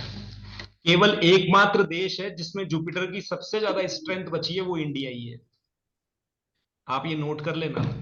और आप पूरे ग्लोब में उठा के देख लेना, अगर ग्लोब का भी हम वास्तु करते हैं संसार के मानचित्र को लेकर के, तो इंडिया की लोकेशन नो डाउट बृहस्पति के किसी हाउस में पड़ती है। केवल एक ही लैंड है ये जहां संसार को किसी भी प्रॉब्लम का सॉल्यूशन मिल सकता है। कोई सी भी प्रॉब्लम हो, व्यक्ति किसी भी परेशानी में हो, एकमात्र इंडिया है। यहाँ पे उन लोगों ने भी आकर के यहाँ की जमीन को टच करना, यहाँ के आश्रमों में जाना पसंद किया है, जो दुनिया में नंबर 1 करोड़पति हैं। मतलब उनके बराबर पैसा किसी ने अर्न नहीं किया है। आप एप्पल कंपनी वाले को भी जानते हो, बिल गेट्स को भी जानते हो, इन सबको। इन्होंने नीम करौली जी के क्या करने गए थे? नीम करौली जी को इनके रिश्तेदार थोड़ी है। यहां आकर के इस लैंड पे आके इन्होंने महसूस किया है जुपिटर की स्ट्रेंथ को। जो जुपिटर की स्ट्रेंथ है, यही वो धरा है जहां पर हम ये समझ लो कि बच्चे माँ बाप का रिस्पेक्ट करते हैं, एक अदब से उनके आगे झुकते हैं। बाकी अदर कंट्रीज में जाके देखो कौन, बस इतना ही होता है, हाय डैड, हेलो डैड। पता लगा थोड़े दिनों में डैड भी डैड ही है, लेना देना कुछ नहीं है। ये हमारा कल्चर है जहां हाथ जोड़े जाते हैं। तो ये बृहस्पति की बातें भैया। किसी जमीन में है। दुनिया सुनती क्यों है इंडिया को, कभी सोचना। हम किसको सुन रहे होते हैं? हम हमेशा उसको सुन रहे होते हैं जिसके थॉट उसको ईश्वर से मिल रहे होते हैं। जो कॉपी करके बोलेगा ना, वो सोनिया गांधी के स्टेटमेंट आप देख लेना, पेपर लेके बोलती है। जब पेपर लेके बोलेगी तो फिर आप बताओ आपको कितना इंटरेस्ट आएगा। और मोदी जी आ गए बोलने तो कौन सा पेपर होता है? माहौल को देख के ऐसा बोलते हैं कि बस आपको यकीन लगे, अरे पता ही नहीं यार इस आदमी को कोई गॉड गिफ्ट है क्या। तो ये गॉड गिफ्ट ही है। यदि बृहस्पति अच्छा है तो यकीन मानना उस व्यक्ति को बोलने में कोई जीत ही नहीं सकता। और उसकी भाषा जो है इतनी गजब होगी, इतनी गजब होगी कि वो हृदय में छाप छोड़ेगी, आपके दिल में जगह बना लेगी। जीवन में सिर्फ और सिर्फ, देखो मेरी बात सुनो, मैं यहाँ पे एक टिप भी दे रहा हूं। जीवन में यदि आप कुंडली में कुछ नहीं कर पाओ तो केवल अपने बृहस्पति को स्ट्रांग कर लो। और उसे स्ट्रांग करने का कोई दूसरा तरीका नहीं है कि कोई आपको जाके हिमालय में तपस्या करनी है। अपने फादर का दिल से रिस्पेक्ट करो। वो जैसे भी हैं, चाहे उन्होंने आपको जीवन में कुछ नहीं दिया हो सिवाय गालियों के, स्टिल आप उनका रिस्पेक्ट करो। आप यकीन मानना, आप जिंदगी में उन ऊंचाइयों पे पहुंच जाओगे जहां आपने कभी कल्पना भी नहीं की होगी। केवल एकमात्र व्यक्ति है दुनिया में जिसके आगे हमें झुकना चाहिए कायदे से, वो पिता ही है। बाकी संसार में झुकने की जरूरत कहां है? कहीं जरूरत नहीं है। अगर आप अपने पिता को ईमानदारी से, चाहे वो जीवित हो चाहे वो मर चुके हो, उनके प्रति दिल में बहुत श्रद्धा का भाव है, भले वो आपके साथ मिसबिहेव करते हो, मैं फिर बोल रहा हूं, वो कैसे भी हो, लेकिन आपकी एग्जिस्टेंस उन्हीं से है। आप दुनिया को उनके पीछे देख रहे हो, पहले नहीं। बस उस चीज को आप माइंड में रखो। आपका बृहस्पति अच्छा, और कुंडली में बृहस्पति को 5 घरों का कारक माना है। अभी तो आपने सिर्फ दूसरा घर पढ़ा है। 5 घरों पे अकेला रूलिंग प्लेनेट बृहस्पति है। यदि किसी कुंडली में अगर 12 घर है और 5 आपके पक्ष में आ गए किसी एक ग्रह को खुश करने से, तो आप यकीन मानो कुंडली में तो जीत ही गए आप। अकेला बृहस्पति। और उपाय सिर्फ सिंपल यही है कि अपने फादर के साथ में आपके रिलेशन बहुत अच्छे होने चाहिए। कभी आप बैठते हो, बातचीत करते हो, बैठो, बात करो, तर्क करो, कोई दिक्कत नहीं है। बट उन्हें ये मत बताओ, अपने बैड मैनर्स उनके सामने मत लाओ, ठीक है ना। उनके पीछे हो आप, उनसे पहले नहीं हो। तर्क वितर्क सब में होते हैं, होने भी चाहिए, कोई बुराई नहीं है। अपनी बात आप भी रखो, उन्हें भी रखने दो। वो हो सकता है आपके जमाने के ना हो, कोई बात नहीं है, बट ये सबसे टॉप मोस्ट तरीका है। और इसमें करना क्या है? अपने फादर के दोनों पैरों को अपने दोनों हाथों से डेली छूना है, तब जाके बृहस्पति मजबूत होगा। सर हम अपने क्या करें? फादर के, क्या हुआ? असल में मतलब जैसे पापा मेरे रामपाल को मानते तो वहां तो पैर छूना उन्होंने मना कर रखा, वो तो छुआते ही नहीं है, मना कर देते कोई बात नहीं है। देखो मेरी बात सुनो, अगर आपके फादर ये इस बात से डिनाई करते हैं कि बेटा पैर मत छुओ, तब भी आप दूर से जमीन को टच करो, उनके लिए आप झुको। क्योंकि आप यदि सजदा कर सकते हो तो अपने पिता का ही कर सकते हो। तो आप तो वहां झुको, अगर उन्होंने मना भी किया तब भी आप झुको। एक एक बड़ी पीठ पे बैठने वाला व्यक्ति कभी नहीं कहेगा कि मेरे आगे झुको, कभी कह ही नहीं सकता। वो हमेशा यही कहेगा बस ठीक है आप खुश रहिए। लेकिन आप में वो कट सी होनी चाहिए कि नहीं मुझे तो झुकना ही है, क्योंकि झुकना पहचान है जिंदे की, अकड़ के मुर्दे चलते हैं। अगर आप जिंदा हो और जिंदा दिल हो तो अपने पिता का रिस्पेक्ट करो। और मैंने क्या कहा, दोनों हाथों से दोनों पैर के अंगूठे अगर आपने टच कर लिए, आप मान लेना, कुछ उपाय मत करना ज्योतिष में, सिर्फ मेरे कहने से 2 महीने कर लेना। 2 महीने बाद मुझे अपडेट दे देना, आपका जो अपडेट है मुझे एक्सेप्ट है। आप खुद बोल दोगे कि मेरा काफी चीजें रिजॉल्व हो गई है, काफी चीजें। सिर्फ बृहस्पति अच्छा हो जाएगा। दूसरा बृहस्पति अच्छा करने का उपाय है, माथे पर प्रतिदिन तिलक लगाओ, वो भी हल्दी या केसर का। क्योंकि हल्दी भी बृहस्पति है और केसर भी बृहस्पति है, और माथा आपका 2nd हाउस है। यहां से आपने हल्दी या केसर का तिलक लगाया तो बृहस्पति आपका अच्छा होगा। लेकिन याद रहे मैं तिलक बोल रहा हूं, बिंदी नहीं। यदि आपने बिंदी लगाई तो वो बुद्ध बन गया, और बुद्ध बनते ही काम खराब, चाहे फिर वो हल्दी की हो। लगाना तिलक ही है, मेल हो या फीमेल, ठीक है, लगाना तिलक ही है। अपने फादर का पहना हुआ कोई भी कपड़ा यदि आप पहनते हो तो भी बृहस्पति बहुत अच्छा होता है। अगर आप अपने फादर का पहना हुआ कपड़ा पहनते हो तो उनकी यूज की हुई बेडशीट या उनका यूज किया हुआ चादर या उनका यूज किया हुआ कोई शॉल अगर आप यूज करते हो तो भी आपका बृहस्पति बहुत अच्छा होता है। जिस किसी ऑफिस में या जिस किसी प्लेटफॉर्म पे आप बैठे हो, इन केस वहां आपके पापा आ जाएं तो उठ के उन्हें उस सीट पे जरूर बैठाओ एक बार के लिए, चाहे वो वापस से सामने वाली सीट पे चले जाएं। आपका बृहस्पति बहुत अच्छा होता है।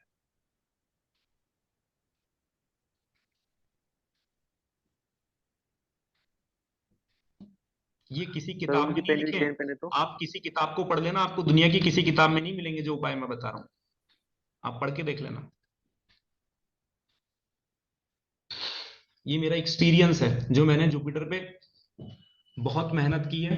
न केवल जुपिटर, मैंने सभी प्लैनेट्स पे मेहनत की और उसके जो नितांत मैंने रिजल्ट निकाले हैं ना, वो सारे ये रिजल्ट इतने शानदार हैं, इतने एक्सट्रीम हैं कि मैंने बहुत लोगों को ये रेमेडी करवाई है। फॉर एग्जाम्पल, आपके पास में ऐसे भी लोग आएंगे जो विदेशी कल्चर से होंगे, यकीन मानना आप उनसे इतना सा करवा लेना कि मैडम आप तो सिर्फ ये कर लिया करो, आप देखना उनको ऐसा लगेगा कि आपने मेरे को पता ही नहीं क्या बता दिया। क्योंकि वो, अगर आप उनसे कहोगे ना इस ये करना है वो करना है, तो वो नहीं कर पाएंगे। मेरी बात समझ में आ रही है? इसके अलावा बृहस्पति कैसे ठीक होता है? एप्स लगाने से। यदि आपके पेट नहीं है ना, तो भी आपका बृहस्पति बहुत अच्छा है। यानी आपको रोजाना ऐसी एक्सरसाइज लगानी जिसमें स्टमक, टमी डेवलप नहीं होनी चाहिए। अगर आपकी टमी डेवलप हो रही है तो आपका बृहस्पति वीक पड़ रहा है, तो आप उसके लिए प्लैंक एक्सरसाइज लगा सकते हैं घर पे। अभ्यास करो उसका ज्यादा से ज्यादा कि मुझे प्लैंक लगाना है, टमी नहीं आनी चाहिए।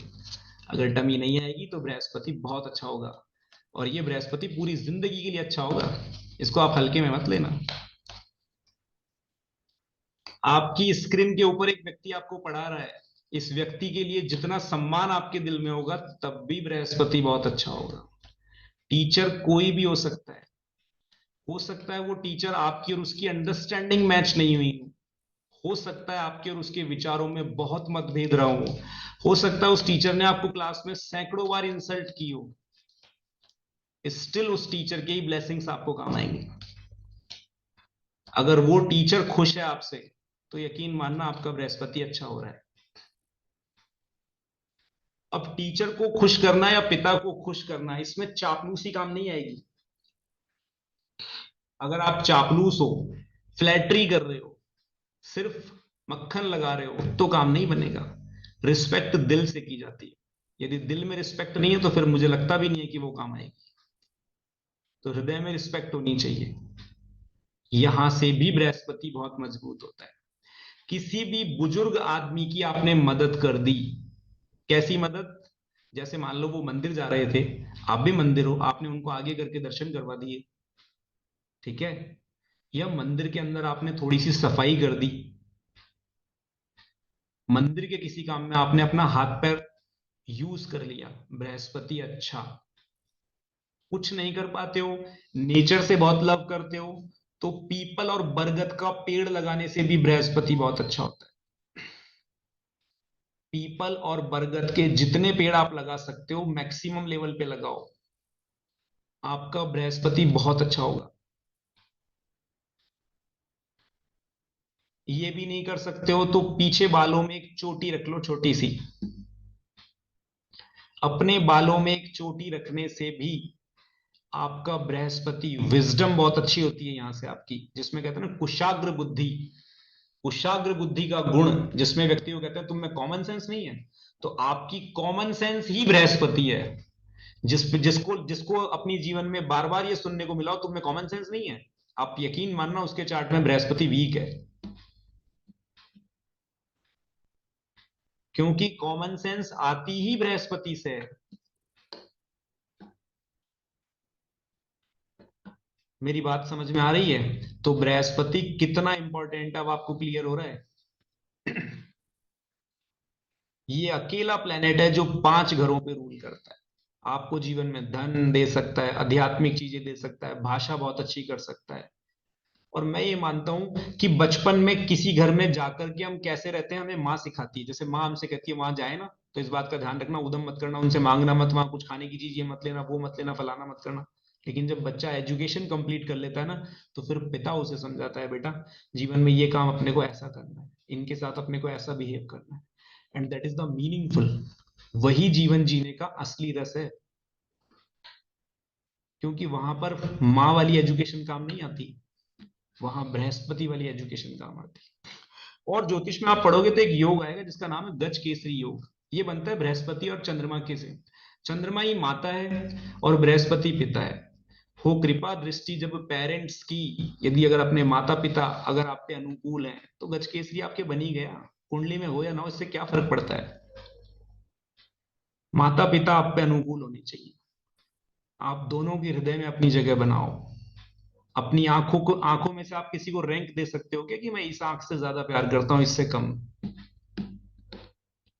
जब अपनी आंखों में हम डिफरेंशिएट नहीं कर सकते तो अपने पेरेंट्स में भी नहीं कर सकते। जब हम इन आंखों को अलग अलग नहीं कर सकते तो जीवन में कभी बागबान बनाने की कोशिश भी मत करना।